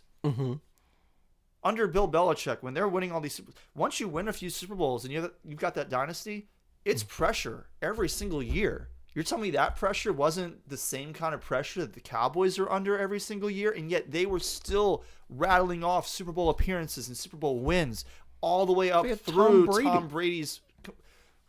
Sure. The Cowboys don't have Tom Brady. Okay. No, they don't. The Cowboys also don't have a culture of instilled being quiet. That's part of it. Is the Patriots force themselves to be as cliche and boring as possible, 1 week at a time. We're on to Cincinnati, that type of crap. The Cowboys don't do that. The Cowboys want to be larger than life, and they can't play that way. I don't buy, even with them being quieter, that the Patriots are not under just as much pressure to themselves and internally as the Cowboys are internally and externally. Like, handle that pressure, then do that. Well, okay, then you clearly need to do that, and part of that's with Jerry Jones, because Jerry Jones acts like a clown, and they act like him. So there you go. Isn't he like 90-something years old? 81. Like, oh, He's not as old as you think. Yeah. I thought it was 90. Yeah. Okay, He is pretty young when he took over. He was. I guess. Anyway, so yeah, how about them Cowboys? Also, Dak's done. He's done. He's done. He's never winning a Super Bowl. Never say never, but never, to quote the great, and I mean great, Mike Tomlin. It's not happening. He can't do it. Well, Mike Tomlin has some splaining to do why he stormed out of his press conference We'll get on to Monday. that, whenever that resolves itself, I guess, because we don't really know what's happening. I enjoyed that. It was great. Because Mike Tomlin's awesome.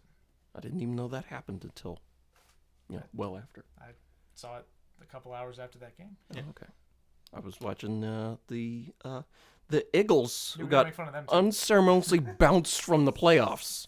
There are 8 teams remaining in the NFL playoffs. Mm-hmm. 7 conferences are represented.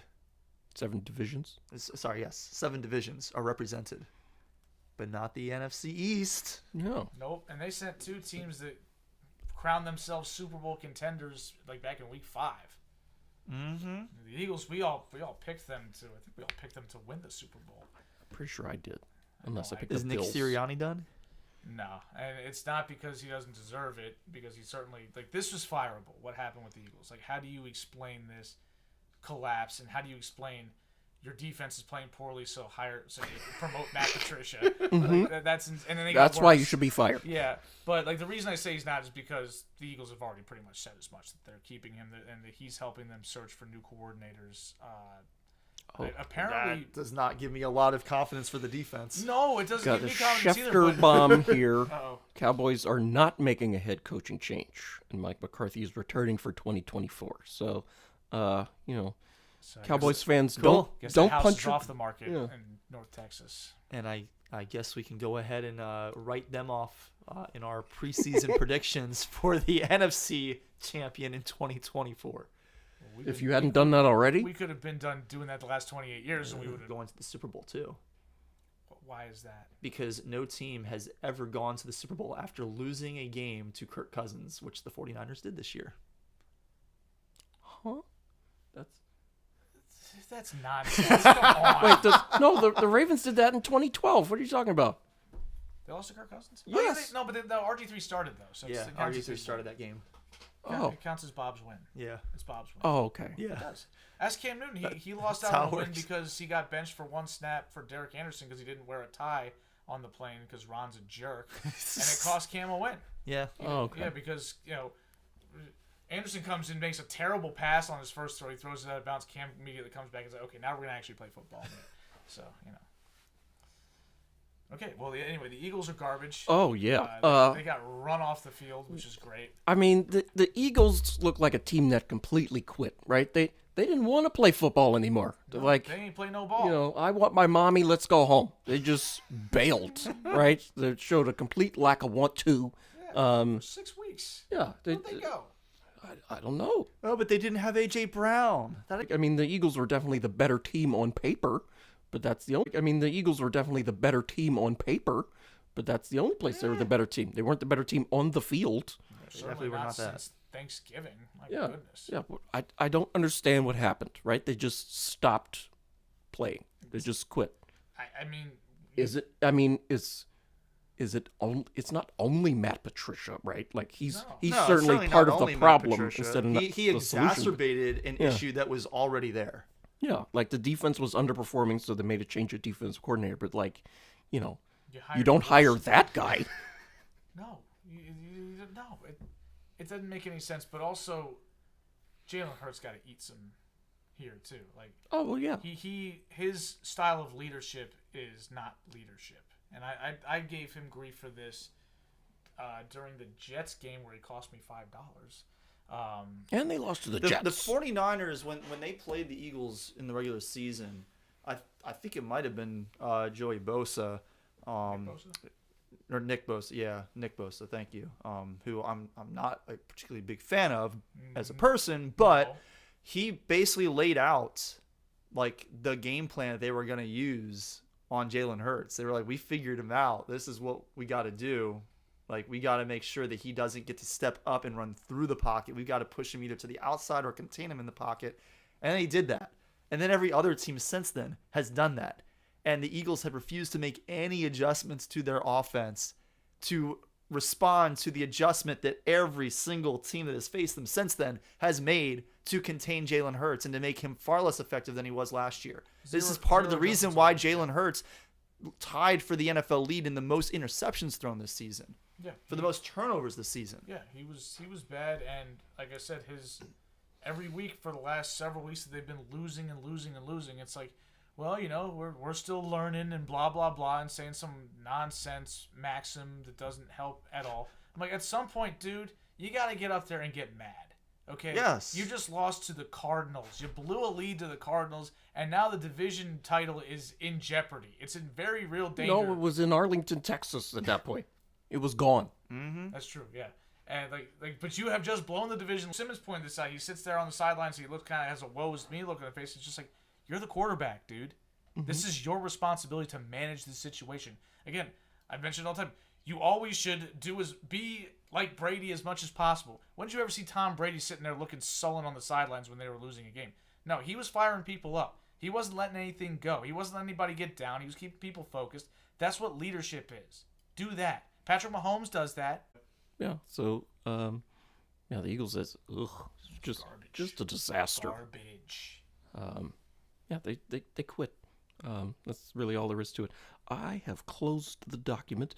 Let's see the coaching vacancies. There's a bunch of them. Yes. Let's a couple see. fewer than there probably should be, but Yeah, still a bunch of them. There's some Still people time, although apparently McCarthy's not one of them. for some reason. It's absurd. Yeah, it is. Well, I mean, Brandon Staley didn't get fired last year, right? I know. It was inexplicable. I know. This was unbelievable, right? Yes, Bill Belichick is no longer the coach of the New England Patriots. that's correct. He interviewed with the Falcons, apparently. Yeah, He did. What a waste of time for all parties. That's true. Something I thought was funny about that. I was listening to a podcast, and they were like, imagine Bill Belichick gets asked a question about how he handled adversity at one time in his life in this interview.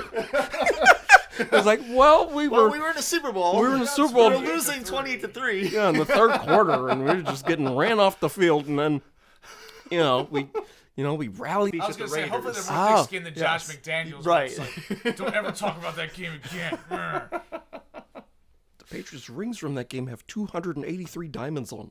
As they should. Oh man. Yes, enjoy that. That's greatness. Yeah.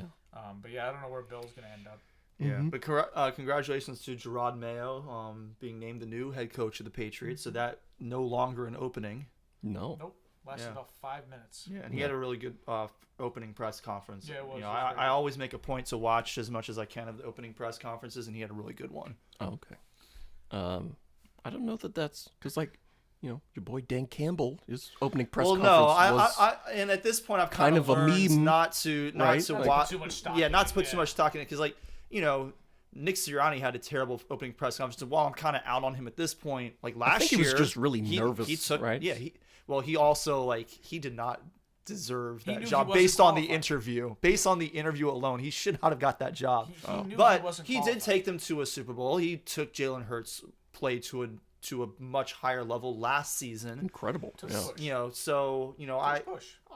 I've learned not to put too much stock in it. However, I do still enjoy seeing the first things that these coaches have to say. It's it's their first opportunity in front of this kind of an audience for many of them. Certainly, some of them are former head coaches, but particularly for the guys who have not had the opportunity before, I like seeing what they have to say. Sure. And it also gives you an opportunity to see how they change over the course of their coaching career. I mean, we're seeing that with Man Campbell. He is much more poised with the media now than he was in that first press conference where it was clear that he was very nervous and just saying a bunch of stuff that he was hoping might sound cool. It sounded ridiculous. It sounded absolutely insane. Wolfman Campbell. Yeah. Let's see. The Seahawks have a coaching opening. Pete Carroll got fired-ish. Yeah, I haven't like heard any update. Is he going to stay within the organization? That's what I've heard. That seems to be. I know that's what the team wanted. Yeah. Will he actually take them up on that? We'll see. But Dan Quinn, he was the defensive coordinator of the Legion of Boom before he went and got the job with Atlanta, which did not go particularly well. So Ask him about a time he faced adversity. So we'll see. We'll see if he ends up back in Seattle or what happens with him. Yeah. Shout out Pete Carroll though, because like a lot of people have talked about him, like with Belichick and Saban, retiring or / moving on / getting fired, whatever you want to call it. Mm-hmm. Pete was a great coach in his own right, and he's the only one of those three that won at both levels. Like, he was a great, great college coach, and he proved himself to be a great NFL coach when he got his third shot in Seattle. And I think he's still been a good coach. I was a little surprised that they wanted to move off of him because he's older than I get Belichick. How that. much of that was he wanted to move out of? Well, and if it was at least partially his choice, that's fine.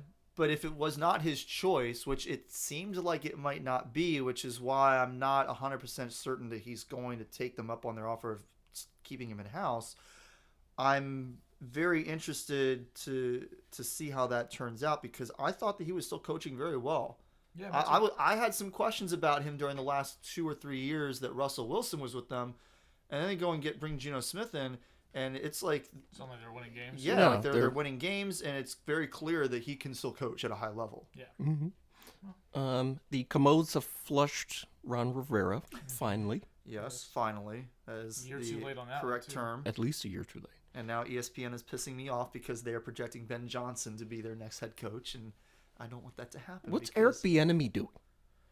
I don't know. That's a great question because I thought that the whole idea of him going there was that Ron Rivera is probably not going to be there for much longer, and when he's gone, it's going to be my turn. Mm-hmm. I don't know if Bieniemy ingratiated himself well with the franchise this year. Like, the offense was spotty. Terry McLaurin, who's been their best player on offense for several years now, Where he at, though? Suddenly disappeared. And He played okay in the games where Brissett got in the game. He was that's pretty true. good in those so games. Like, maybe you can pin it on Howell. So being who's the Howell. fool who decided that Howell was going to be the starting quarterback? That was Ron's. Yeah, that was wrong. Oh, okay. Well, Because last season, they finally put Sam Howell in, and Ron Rivera inexplicably, wow, this guy is good. Who knew? Who could have known? There's no way I could have known. It's not like he was on my team all year practicing in front of my very eyes. Doesn't know which quarterback is good. Doesn't know if he's going to be eliminated this week or not with a loss. But then it's even worse. But then it's even worse Let's put because Carson you're Wentz saying, in. "Oh wow, this guy's good," when he clearly is not good. Also not very good. yeah. So then all But he aboard was the leading Wentz the league in wagon. passing yards for a little while this season. So Because congratulations they to were that. down by a bajillion points and had to throw the ball all the Times, time. Yeah, Yeah, like and those, they were facing early season Broncos. I still find it hilarious that stop in the anybody. preseason, when we made our picks for all the teams and how they were going to end up this year, and I gave Washington 5 wins. All the Washington fans on my cross country team are like, "What? They're gonna have a winning record. They're in the playoffs. I guarantee it." I overestimated how many wins they were had gonna a get by winning one. record in the games that they won. I gave and them that's it. 25% more wins than they actually got. Oh, they went 4-13. Yes. Yikes. Not very Woof. Let's see. The Chargers coaching post is still open. Brandon Staley got I fired. mean, Giff Smith hasn't already been given the full control of the team. Who would want this job? According to a lot of people on Twitter, Didn't Jim everybody Harbaugh- should want this job. People that don't pay attention think you want that job because it's in sunny California and you got Justin Herbert. You also have negative cap space and an aging team. Yep. You ain't got nothing. Like, this team's going to be as mediocre as it was this year before Herbert even got hurt, for the next 4 or 5 years. Like, people say, oh, well, Jim Harbaugh's going to go there. Why would Jim Harbaugh want to go coach the third most popular team in Los Angeles and the second most that actually plays there? Like, The come on. third most popular team. Yeah, the Raiders. Oh, the third most popular football team. Yeah. Oh, I thought you. Oh, no, Okay. I'm not. Not Well, including if the we start Dodgers going and the into other Lakers. sports, Dodgers, they might not be top 10. The LA Galaxy might be more popular. LA Galaxy. LA Galaxy sold more seats in their stadium than the Chargers did, probably. That's true. Don't forget LAFC. Aren't they good now? I don't know. Oh, okay. I don't know either. Yeah, the Chargers are kind of a mess. Let's see, the other team, of course I scrolled. Raiders. The Raiders. What's going on They with them? should just hire Antonio Pierce. Yeah. Don't make the same mistake you made. Like, they should have kept Pit Boss Rich when. Pit Boss Rich made a cameo. I think he's on the Packers now. I thought I Nice. saw him on TV. Good for him. this He's a weekend. winner. That's Yeah. why they're winning again. Yeah, don't let Antonio Pierce go. Dude, Josh dude can McDaniels clearly is available. motivate his, I haven't seen enough to gauge, to give an assessment on his in-game coaching ability, but he can clearly motivate a team, and that's one of the most important things you can do as a coach. What's been made clear with the history of hiring coaches is there's a much better chance that a guy who's had some success already coaching your specific team is going to have than versus some other clown you bring in. Yep. Okay, because the clowns you bring in virtually always fail. They almost always get fired, especially the Raiders. Gruden, Dennis Allen, my boy. Tom Cable. I thought he was an internal promotion or whatever. Cable? Yeah. Maybe he was. What I don't about remember. Mike Tice? Wasn't he their head coach? I don't know, man. Art Shell was internal. That Art was good. Shell. Lane Kiffin. Lane Kiffin, yes, hired his dad as the DC. Hugh Jackson coached there. Oh for yeah, he did. he brought to watch the tape with you. Yeah. It was a disaster. Yes. Yeah. Panthers? Yeah, they still don't have a coach. The poor guy who's going to get this job and get fired in 10 minutes. They got no pick either. Yeah, they have no picks and they have no team, right? They traded their team for the pick. And they don't They have made a the quarterback. They got no quarterback, right? They're They hire the one-year black guy to get fired. no. Yeah. Well, it wasn't that's Steve Weish, the guy Steve Wilkes. Wilkes. He was in their Yeah. building for a little bit. He took over Panthers, for yeah. He was the whoever- intern for Matt Rule when he got Yeah. fired. Yeah. yeah. And then the Titans. That's the other team. Inexplicably fired Vrabel. Vrabel's the only reason why they won any games at all, Yeah. right? They were competitive. It's not Vrabel's fault that their whole team got old and injured and incompetent. I thought If I'm the Seahawks, I'm going after Vrabel. They should. I yeah. thought there was a good chance that Vrabel could just leave the Titans because their situation is so messed up at this point. I didn't think the Titans would say, get him out of our building. Right. That's nuts. Yeah, Yeah. he wants to win too much. I- Can't have this. I think that Vrabel and the Set him up Seahawks the would rope. be an excellent match. I mean, Yes. Vrabel can help restore their defense. Their defense has already been, coming back a little bit. He's also You know- a guy that the players love to play for. Yeah, players love to play for him. I think that he generally does a good job of putting good offensive coaches in the building to work with those players. I mean, their offense consistently seems to be more than the sum of their parts. Yes. Yeah, that's 'Cause true.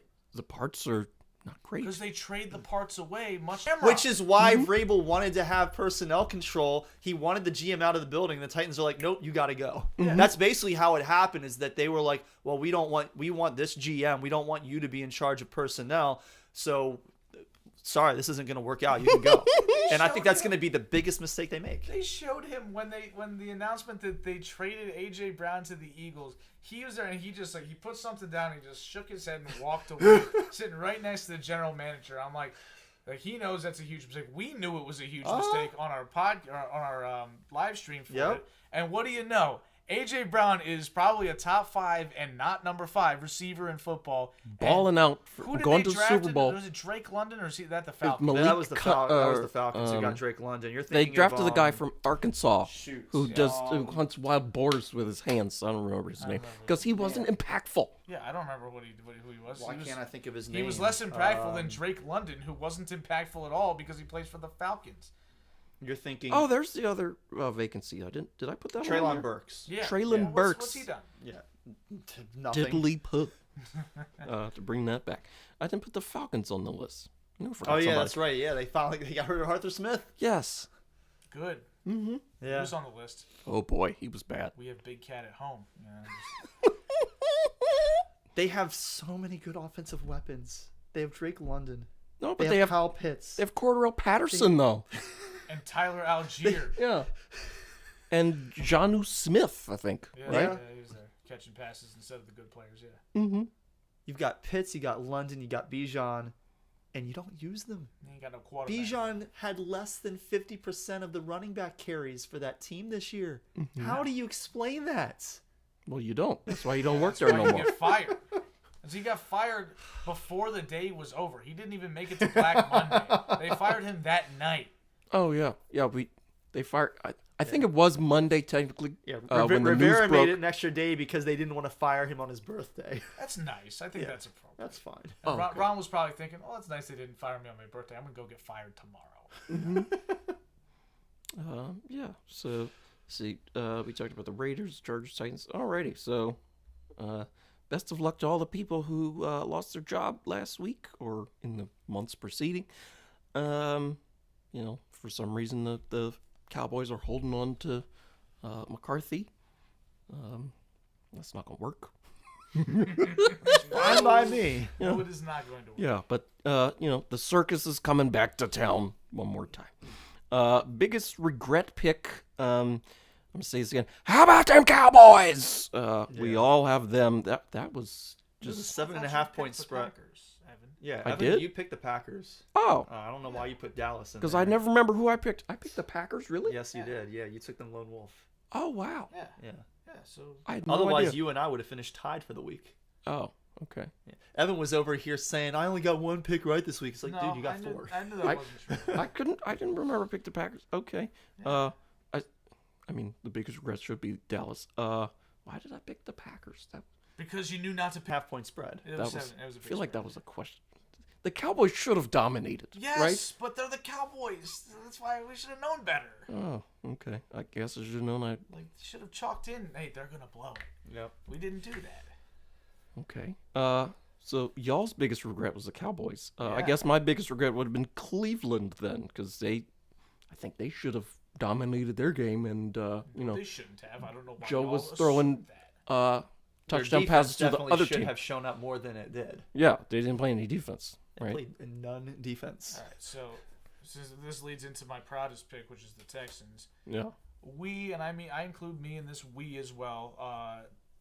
We got a little too caught up in the Joe Flacco hype, and Yes, we did. We got Oh, I certainly did. we got a little bit. We didn't get back to basics, or at least I did at the last minute when I made this correct pick. Okay, the Texans had decisively the better quarterback. C.J. Stroud's so much better than Joe Flacco. But Flacco had never lost in the wild card round of the playoffs. Meaningless. We also agree, I know I do, and I think you guys agree too, DeMeco Ryans significantly better coach than Kevin Stefanski. We all agreed that DeMeco Ryans deserved to be coach of the year ahead of 100%. Kevin Stefanski. 100%. Yeah. And the Texans are at home. So better coach, better quarterback, at home, and getting points. This should have been an easy choice. Yeah, no, that's fair. Like that's and as for the Browns defense, yes, they were number one in a lot of metrics. Last 6 weeks of the season, after Myles Garrett had a little injury issue, not the same team, not even close. Like their defense had been buns, Yeah. and that Garrett continued. was completely non-existent in this game. And they had other injuries. Grant Delpit was hurt. They had other secondary injuries that clearly reared their head in that one. Yeah. Like this one, when you got past the nightmare scenario for Ravens fans of facing a division rival with your former quarterback and a great defense in January. But reality said the Texans were better and were in the better situation to win this game, and it showed. Yeah. So Cleveland was my most surprising.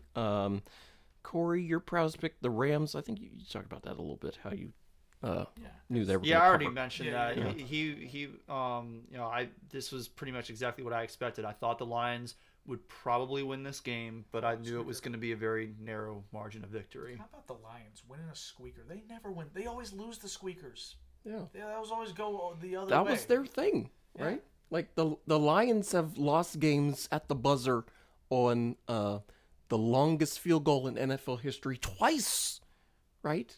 And on a ridiculous Hail Mary by Rodgers. Yeah. Right? Yeah. Like the first time they lost on the field goal, the guy only had 1 foot and the foot he had was his plant foot. That was a half a foot. Oh. Okay. Yeah, He kicked with something. Wasn't peg legging it. it was anyway, but that's the type of thing that's happened to the Lions. Yes. And it didn't happen this week. So, No. all the longest suffering Lions fans who, like that guy who's been the season ticket holder for 66 years or whatever. Yeah. I'm so He happy was for around people to like see him. Bobby Lane win a championship. Yeah, Dick LeBeau was playing for the Lions and stuff. Yeah. Yeah, so, good for him. Let's see. I mean, most surprising, I said Cleveland. Corey said Cleveland. Eric, you said Dallas's defense. We talked about that. Yeah, so my biggest regret was the Cowboys because I figured they would blow it, but I didn't think it was possible to give up 48 points to the Packers. I think that's just... Yeah. I mean, Yeah. I put exactly the same thing you did. I said Cleveland D, we're out now. Yeah, Exactly. they ain't show up. They ain't show up. Do we have any bad beats this week? Was there any of that? I don't think so. Let's see. Eliminate a team contest. Allow me to, pat myself on the back just a little more. I won again. I was not perfect this year, though. I did pick the Rams and the Bills to miss the playoffs, and they did make it. But You were in some trouble entering the last week, but you got quite a few, including the first team that you eliminated this season, Indy. Indianapolis, Yeah. which lasted until week 18. It was a win in their end situation. Yeah. And they lost by 4. Yeah, that close. Yeah. But I mean, Eric, you picked the Rams in week 1. Let's not even just. Mine was a disaster. You eliminated Houston in week 3. Yeah. Ooh, It's boy. certifiably ugly. Yeah. Yeah. Like can't win like that. Can't do it. Yeah. No, you So can't. Evan had 157 You had the points. Steelers. I was had about to eliminate them. 150, and Yeah. Eric had 131. Oh boy. Yeah. At least I'm winning the picks challenge. Yes, you are. But it didn't help you at all. No. Because getting all the picks right gets you Well, to pick first in this I thing. also only started doing well later in the season after I'd already doomed myself with the bad early picks. So, sucks for me. Yep. I mean, there's so many more teams to pick from, and you picked them. Yeah. I mean, granted, I didn't think Houston was going to be good either. Well, week 1 I had to pick somebody, and I picked the Rams because you guys went first and second. Oh. So I picked the Rams, and we all agreed that's a pretty good pick. The Rams are going to be terrible this year. I had the Rams winning like four games Yeah. this year. It was We all between- eliminated them. Yeah, like, I just did it first, and then I eliminated the Texans because I'm like, well, they were terrible last year, and they got a rookie quarterback and a rookie head coach, and then suddenly they ended up being the greatest rookie head coach and quarterback of all time, apparently. They won the division. Yeah, Yeah, they did. and then they won a playoff game. Yeah. So I eliminated Buffalo.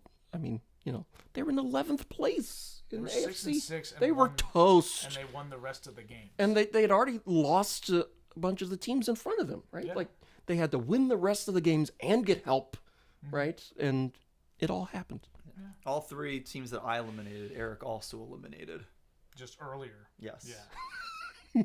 Way earlier in some cases. Yeah, Although I eliminated the Packers quite a bit earlier than you did. that's true. I think I eliminated them in Anyway, week 11. You eliminated them in week 17. I didn't eliminate Green Bay. No, you didn't. I remember thinking about picking them. I picked somebody else instead. I guess. Well, I think you were thinking about them toward the end of the season, and you realized you never got around to eliminating the Jets. Yeah. You waited until the last week to And it worked eliminate out the 'cause you Jets, won. who had been eliminated for quite some time. I thought I had already eliminated them. I assumed because they'd been so terrible for so long. Obviously, Well, but eliminated the that's Jets. the best situation is to have somebody to eliminate that's already been eliminated. You don't have to waste. Yeah, just like I don't have to guess. I'll wait to pick them at the very end because I know they're done. I don't have to waste my time messing with anything else. Yeah. That's true. So, congratulations to me once again. Yes. Best and worst of week 18 per Shots' quick reads. Week 18 and wildcard weekend. Jordan Love was the best quarterback in both. And he was also the been- second best in week 17. Yeah, so he's he's been cooking. on fire. Yeah. En fuego. Bailey Zappi was the worst in week 18. Minus 218 DYAR. And, because of playing bad like Bailey Zappi did, the Pacers didn't make the playoffs. So he didn't qualify to be the worst in wildcard weekend. So Joe Flacco took that honor instead. Yep. 2 pick sixes on back-to-back drives. Somebody on TV said it really felt like the Browns quit after the 2 pick sixes. I'm like, wouldn't you? Why is that? Why you got a problem with them quitting then? They just scored Okay. 14 points, and their offense didn't even step foot on the field. Yeah. And they were already losing by 10. So, yeah, I would quit too. As soon as that second one said, I said, all right, well, Houston plus 2.5 cash is at the window. We're done. We don't have to worry about this anymore. It's over. You call your significant other and like, yeah, go ahead and book the vacation for tomorrow. Yeah, We're done. we're good. 1, 2, 3, Cancun. Running backs by total, the best were Breece Hall and Aaron Jones, and the worst were Austin Eckler and Isaiah Pacheco. That was the same for rushing only. Okay. Okay. Yeah, there you Best pass catchers were Nico Collins and Romeo Dubs, and the worst was someone called Trey Palmer. Yeah, for Never Tampa heard of him. Bay. So Trey Palmer, every time that he tweets that he's woken up angry, he scores a touchdown, and that happened in the wild card game. Did he score a touchdown? Yeah. Nice. Good for him. Okay, but he was the worst in week 18. Clearly, he didn't say that week 18. No, he did not. Cooper Kupp was the worst in week 18. Did he fumble or something? Like, why is No, he I the think worst? He was worse in the wild card game. Or Yeah, in the the wild wild card, card yeah. game. He was just very inefficient with Stafford his and him could get on the same page. There's a lot of incompletions. Oh, Yeah. okay. and catches for not, Yeah, first downs lame and catches, stuff. Okay. Alrighty, so now we're gonna get to picking the games. Now we're 2 hours in. Yeah. Congratulations, by the way, to Joe Leglowick on winning the Week 18 fan contest. He won the last 3 of the regular season. And then he also tied for the win in the wild card round, but James Daly got him on the tiebreaker. Oh, okay. Good for James. Eric beat both of them on the tiebreaker, though. Oh, I did fill out the thing. Yeah. Oh, that's different. Well, we had to because we didn't have a show. Yeah. And maybe I should go ahead and do it this week so you can also, have the tiebreaker option. What's the tiebreaker get me now? I don't get to pick quicker, and the contest is over. So, yeah. Well, I'm not going to give you a shout out then. No shout out on your own show. Oh, no. What am I going to do? Yeah, no shout out for you. Divisional round football. Let's do it. Typically, the divisional round is the best weekend of football, probably in the whole season. Thinking back to, I believe, the 2021 divisional round, which was just pure madness from start to finish, like on Saturday. There's Packers, the 49ers, right? I mean, before that, the Bengals and the Titans played each other, and that game ended with a field goal as time expired, or shortly before that. And then we had the 49ers and the Packers and that craziness in the snow in Lambeau Field. And then the next day, we just, the Rams and the Buccaneers. The Rams are up 27-0 or something.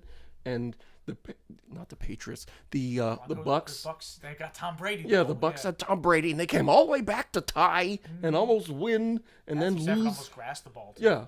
Yeah, well, I mean, the running back Cam Akers grasped the ball like 16 times. Yes. And then they snapped the ball 30 yards over Stafford's head. Oh yeah. That was great. Yeah, it was, and then if that wasn't enough, the Chiefs and the Bills played that game.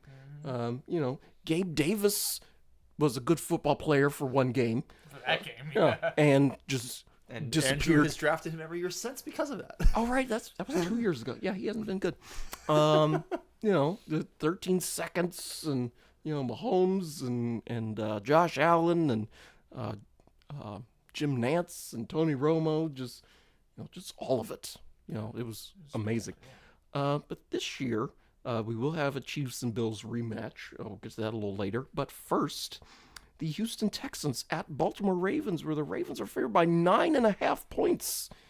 Oh, and speaking of the Ravens waive Melvin Gordon ahead of divisional playoff game versus Texans. Addition by subtraction.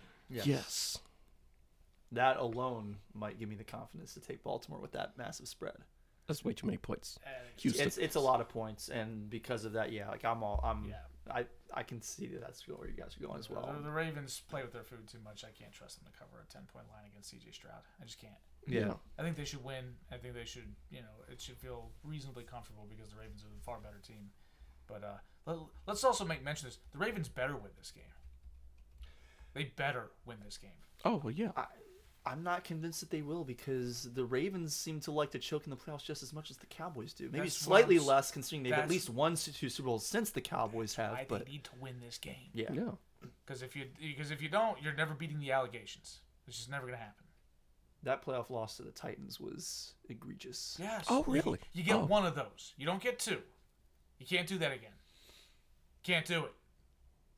I mean, at least the Texans won their division, unlike the Titans that year. Also, shout out to the Texans for reassuming their role as Shakey's game champions. By the way, they've made the playoffs 7 times, and all 7 years they played in the Shakey's game. And guess what their record is in that game? 5-2. Yes, exactly, 5-2. What was the other one they lost? I know they got shut out by Kansas City that was one the year. Brian Hoyer game. Deshaun Watson lost to the Colts back in 2018. Yeah. Ooh. Oh, And then okay. Luck went to Arrowhead and they got handled by the Chiefs. Oh, okay. In like Mahomes' first playoff game. Yeah. All right. We're all on the Texans. It's 9.5 points is a lot. Yeah, it is. Speaking of 9.5 points being a lot, over in Santa Clara, California, Packers at 49ers, 8:15 p.m. That game is a Fox game. Also, 9.5 points, 49ers favored. I'm taking the Packers here because honestly, I think that the gap in talent between the Ravens and the Texans is larger than between the 49ers and the Packers. So if I'm taking the Texans, if I'm with the points. I'm definitely taking the Packers with the points. I don't agree. The Packers defense is I kind horrible. of lean 49ers. Yeah, I'm taking the Niners. I think the Packers defense is horrible, which is why it was pathetic that the Cowboys couldn't score until the game was over. But I don't think the Packers will have any ability to stop the 49ers offense. And while Jordan Love has been great, that Niners defense is the real deal and does not disappear in the post like the Cowboys do in every facet of the game. So I'm willing to lay the 9.5. We'll see if the Packers can keep it closer than that, but Yeah. I'm not confident. I do remember in 2019, the Ravens and the 49ers were both the number one seeds, and the 49ers played like the number one seed and demolished, I believe, the Vikings. Yes. That game wasn't. As soon as the kickoff landed, the game was over. Yes. Or on to Sunday, 3:00, Buccaneers at Lions. Corey, I want to start with you. The Lions are in the divisional round. Yes, they are. Hosting Yes, we are. in the divisional round. Feels good. Hosting. Yeah, thank you, Cowboys. Hosting Tampa Bay. Yeah. Oh, my goodness. This is a tough one because it's 6 in the hook. So it's less than a touchdown, barely. And I feel like the Lions should be able to beat the Bucks by a touchdown. The thing that just concerns me a little bit is the Lions defense, and the fact that the Buccaneers offense can play very, very well. When they're rolling, I mean, you've got, great receivers in Mike Evans and Chris Godwin. Chris Godwin had a couple of really clutch catches against the Eagles. Rashad White is an excellent running back. Baker Mayfield, his career has been rejuvenated for sure in Tampa Bay. Shout out to Todd Bowles, by the way. I didn't get a chance to mention this earlier, but he had a great press conference moment where a reporter asked if they were doing anything special to prepare for the potentially frigid conditions in Detroit. And Peter Schrager made a fair point that this may be a situation where you've got reporters who are being asked to do things. They're asked to do everything. This is somebody who's not a dedicated sports reporter. It's like a news However, reporter. It's still hilarious when these things happen, when people ask these questions. And Todd Yes. Bowles, I thought, had a great answer. He's like, well, they play in a dome, so we're not really going to have to deal with those conditions except for the 20 seconds it takes to walk from the bus inside. I loved it. Although some of these stadiums now, they park the bus indoors you too. might not even have to be outdoors. Right Yeah. This is a really tough spread to call because because of what I just said, the offense for the Buccaneers can be really good. But I think the matchup is roughly even. I think that the Buccaneers have a really good defense, but it's primarily a good run defense. And the concern there for me with the Lions is that the Lions, they like to try and get up early, but they really lean heavily on the run. They use David Montgomery and Jahmyr Gibbs a lot. That said, I've really liked what I've seen from our receivers over the last few weeks in particular. Certainly Amon-Ra St. Brown has been on fire over the past 5, 6, 7 weeks. But Khalif Raymond has also stepped up big time. Josh Reynolds has played very well. Sam Laporta seemed to be just fine this past week, and so I see no reason why I shouldn't expect him to be really good this week. As long as we come out with a good game plan, we're going to cover this spread, and I choose to root for my team and root for them to cover the spread. So I'm just going to go ahead and go out on a limb and take my Lions. Oh, well, it sounds like the limb's going to break because I'm sitting on it too. Lions. I get the Lions, they have the good vibes. I get the sense that they're playing with house money, right? Like, the Bucks are definitely playing with house. Yeah, money. the Bucks are too, though. I mean, And they're getting points. I'm not feeling the Bucks though, right? Like, honestly, they shouldn't even be here. They won the worst division in football, right? They played in their wildcard game a team that quit. Mm-hmm. The Eagles are definitely better than them, but the Eagles didn't try. So here the Bucks are I was now. just very glad when the Cowboys lost because I knew we were going to play either the Eagles or the Bucks. Yeah, And I knew Mhm. we're going to win the game. You're gonna Yeah. win. It's just a matter of do we win by you're gonna 7. Win. You're gonna Yeah, win. Lions. We saw the Lions and the Bucks play in Tampa. We were at Looney's watching that game. Yeah. And that wasn't much of a contest. Like, it wasn't a blowout, but at no point did I think the Lions were in jeopardy of losing that game. So I guess I'll congratulate myself on winning the picks competition because Corey cannot catch me now that I'm picking the Lions as well. So there you go. And that is not done to freeze you out. I was planning to pick the Lions anyway. I'm pretty sure I was not going to catch you anyway You at weren't. this point. You weren't, but now it's officially over. So Okay. Yay, me. The last game, I mentioned this earlier, Chiefs at Bills. This is Patrick Mahomes' first road playoff game ever. And it was the closest spread of the week. And is the closest spread of the week. This game will be on CBS. So we have Patrick Mahomes and Josh Allen and Tony Romo and Jim Nantz just run it back one more time. But it's in Buffalo this time, or Orchard Park, New York, to be specific. The Bills are favored by 2.5 points, and I just want to remind you, How are they only laying 2.5 points? I think that is absolutely insane. the defending champions are. I don't care. I don't care. This is a Bills team that all three of us picked to be in the Super Bowl Yes. in the preseason.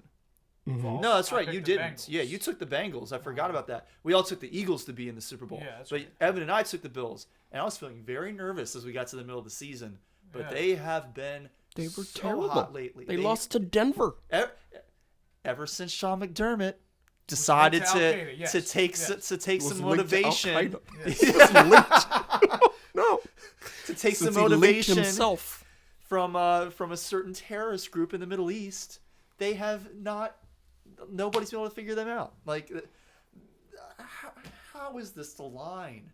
How is this the line? It makes no sense. Also, Kadarius Toney's probably going to play for the Chiefs. So, like, there's Some extra trash points for the evaluation, Bills right yeah. there. Probably cost him a cool touchdown again. All right, so the win streak for the Bills has been they beat the Chiefs on the road, which is relevant to this game we're talking about. Yes, it is. They beat the Cowboys, who are fraudy, but They were good in the regular season. sure, but bad on the road. Yes. And then they beat the Chargers by 2 with Easton Stick as the quarterback. Yikes. They beat the Patriots with Bailey Zappi. Who is As a better than quarterback. Who is better than Mac Jones? Is he? Because week 18 he was pretty bad. Well, Mac Jones didn't play, though. We didn't get to see if Mac Jones was worse in Week 18. And he would have been. He might have been. The point is, and Mac Jones would have been minus 300 DYAR. Yeah. they won that game by 6 at home against the Patriots, who have been garbage all year. Okay. And then they had to come from behind on the road to beat Miami, who is phony baloney as it gets, and we know that. And then that last week, So Eric is going to take the Chiefs, and either he's going to be able to come on the show next week and tell us he told us so, just like he did with the Browns, or next week we're going to be able to get a little comeback on him. gonna dunk on me. Let me be clear: the Bills should be favored Voicing. by more than this. The reason they're not is because everybody and their mother knows that the Bills are going to mess this up. Are they? They mess up everything. They blew the game in 13 seconds. Last year they had a shot. So what? They beat them on the road last year and the year before. They blew them out on Sunday Night Football in 2021. Had to come back to Arrowhead and lost. They blew a lead in 13 seconds. That's fair. That's true. I'm just saying, like, again, I said the same thing about the Ravens. The Bills better win this game. If you don't win this game, Josh Allen on the pecking order falls to 5th in the AFC.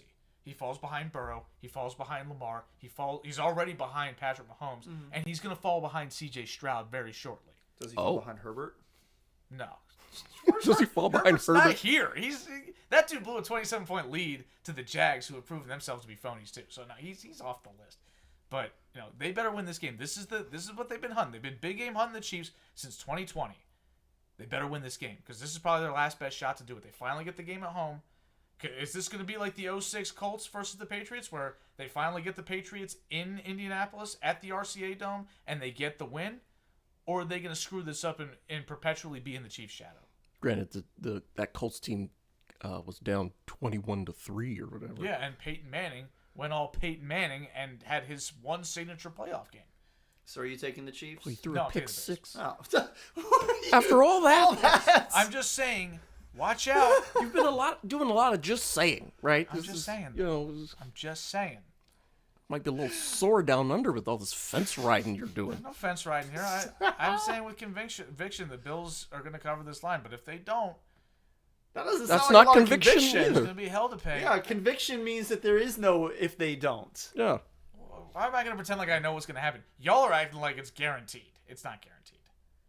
The Bills are This is very capable. of We're this. on the internet. right? You say stuff with your chest, and you potentially could get made fun of for it, right? But like you can't be like, well, I think this is going to happen, but I also think this other thing that's the opposite of the thing I think is going to happen could happen. It's just fortunate that Jason Kelsey will be there to comfort Taylor Swift when her new boyfriend loses. I hope y'all are right. I do. I hope y'all are right that the Chiefs get blown out in this game. I just hope what the weather's going to be. Bills better win. I mean, it's the playoffs. It's a must win. Like, yeah. Okay, but gotta even win. so, like this has ramifications beyond this season. If they don't win this one, the window is shut. They're done. They're never getting where they need to get to. I mean, They're not. They can't. If they Why can't can't get they? past this team at home, this team's not going anywhere. Patrick Mahomes isn't going anywhere. You lose this one when you've got the better team. This team is vulnerable this year. And you're at Their home, window you has have already to been win this. open for quite some time. It's been hard. getting- It's hard it's to tightening. keep. Yeah, it's hard to keep a window open even as long as this one has been. The Patriots are a complete outlier. This is Josh this Allen's is not not Tom that, Brady. Yeah, this and is Sean not that. McDermott is not Bill Belichick. No. So like that window can't get any bigger, any wider than it is right This is their now. shot. It's like This is their shot. yeah. Don't blow it. Yeah, I mean that's the nature of playoff sports, Not right? for Like long. It's this the is NFL. this is your shot, right? Like there are no guarantees that you'll be back here. No. So if you don't take advantage of it right now, you could get bounced, and that'll be it. Yeah, Go get it no done. rings for you. Go get it done. So yeah, I completely agree. I mean, our live situation isn't really working, but not like anybody would be listening anyway. Well, yeah, fortunately, nobody actually ended up turning in tonight. So if there was a night for nobody to tune in to the live show, this was the night because the internet was a little spotty for us. But again, there shouldn't have been any issues for those of you who are listening to this podcast after the fact. Yes. Let's see. I guess since the document won't load on my phone, I will just do all this stuff from memory. Thank you all so much for listening. You should like our Facebook page. You should like, comment, and subscribe on YouTube. You should follow us on Twitter at SportsBallers18. Follow me on Twitter at Evan_Ash13. Follow Eric on Twitter at Quagmire67. Follow Corey on Twitter at Corey Puffett. Yes. Alrighty. I said the Facebook page and The email? I did not say the email. Send us an email, thesportsballers@gmail.com. Yeah. Can't open doc, by the way. It's just blank. In addition to YouTube, Yeah. you can also All find right. the podcast. You can find the podcast wherever you listen to it right now. In addition, it's on Spotify, Google Podcasts, Apple Podcasts, and Amazon Podcasts. Yes, indeed. I we've- never realized how much you relied on the document, but you're doing good. yeah. I mean, He gave me grief one time when I didn't have the document. I did a lot better than this. So, okay. just saying. yeah. Anyway, any shout outs to anybody now that my document's back open? Well, I shouted out Samuel Basayo, the Orioles prospect, already, but I also had another shout out for Cam Newton, who a few weeks back labeled certain quarterbacks in the league as quote-unquote game managers, and one of which was Dak Prescott, and one of which was Tua Tagovailoa, and both humiliated themselves with their pathetic playoff performances this week. And I don't see either of them doing anything to improve that stature. I just don't. They are I'm who not they playing anymore. are. Well, but even next year, I don't see it happening. They are I'm who still they not are. counting Tua out. Yeah, I am. Okay. I just watched him You what? struggle to throw the ball in anything other than 70-degree weather. That's not going to work. Minus 40 or minus 20, whatever it was. He's a hothouse flower, and you know it. He can't play in any conditions that aren't perfect. It's always been the case with Well, the one time I did go see him play, it was a little chilly in Tuscaloosa that day. chilly, but Yeah. he's just playing with an NFL team against kids. That's it. Well, It I was mean, a little nipply outside, so there you it was go. against Tennessee. Oh, So enough said. You said all you needed to say. yeah, he got hurt that day too. And Another thing. McCorkle Jones took over. How'd he do? I don't know. Yeah, exactly. How did he do after Tua left? I mean, Just was the best quarterback in the country. oh, okay. Yeah. I'm going to shout out Eric and Rob Landini for filling in with me on the DeMatha basketball broadcasts last week. If we get to play Friday's game, Neil Murphy will be back on the air with me. We'll see what happens with that because Friday's not looking so good weather-wise. But Oh. I also want to shout out August Mao, a friend of Rashonda's and mine. Went to Duke for graduate school with Rashonda, but he works at the White House and hooked us up with a White House tour on Saturday morning, and that was really cool. It had been a long time. Last time I went on a White House tour, I was probably like 9 or 10 years old. Never been on a White House tour. Yeah, I've never been in there. I've so been yeah. in the Capitol building before. But yeah, so that was cool. It was just like a 30-minute, like basically self-guided tour, but That's pretty cool. it was really neat. So shout out to him for hooking us up with that. Cool. I have a shout out, I guess. Apparently, 15 people were hospitalized and dozens were treated Yeah. for hypothermia after the Dolphins versus Chiefs game. But Tua can't play in anything but 70-degree weather. Yeah. You can't. I mean, you mean the guy from Hawaii who went to college in Alabama and And plays in South Plays- Florida. Yeah, I know. plays for Miami? Yes. That guy couldn't play well in sub-zero You temperatures. also can't play well when under pressure. So yeah, that's all we got. You don't have anything else to add before we get out of here? Nope. Alrighty. So, all of you people out there, thank you so much for listening. And for Corey and Eric, I'm Evan. This has been the Sports Ballers Podcast, and we will talk to you next week.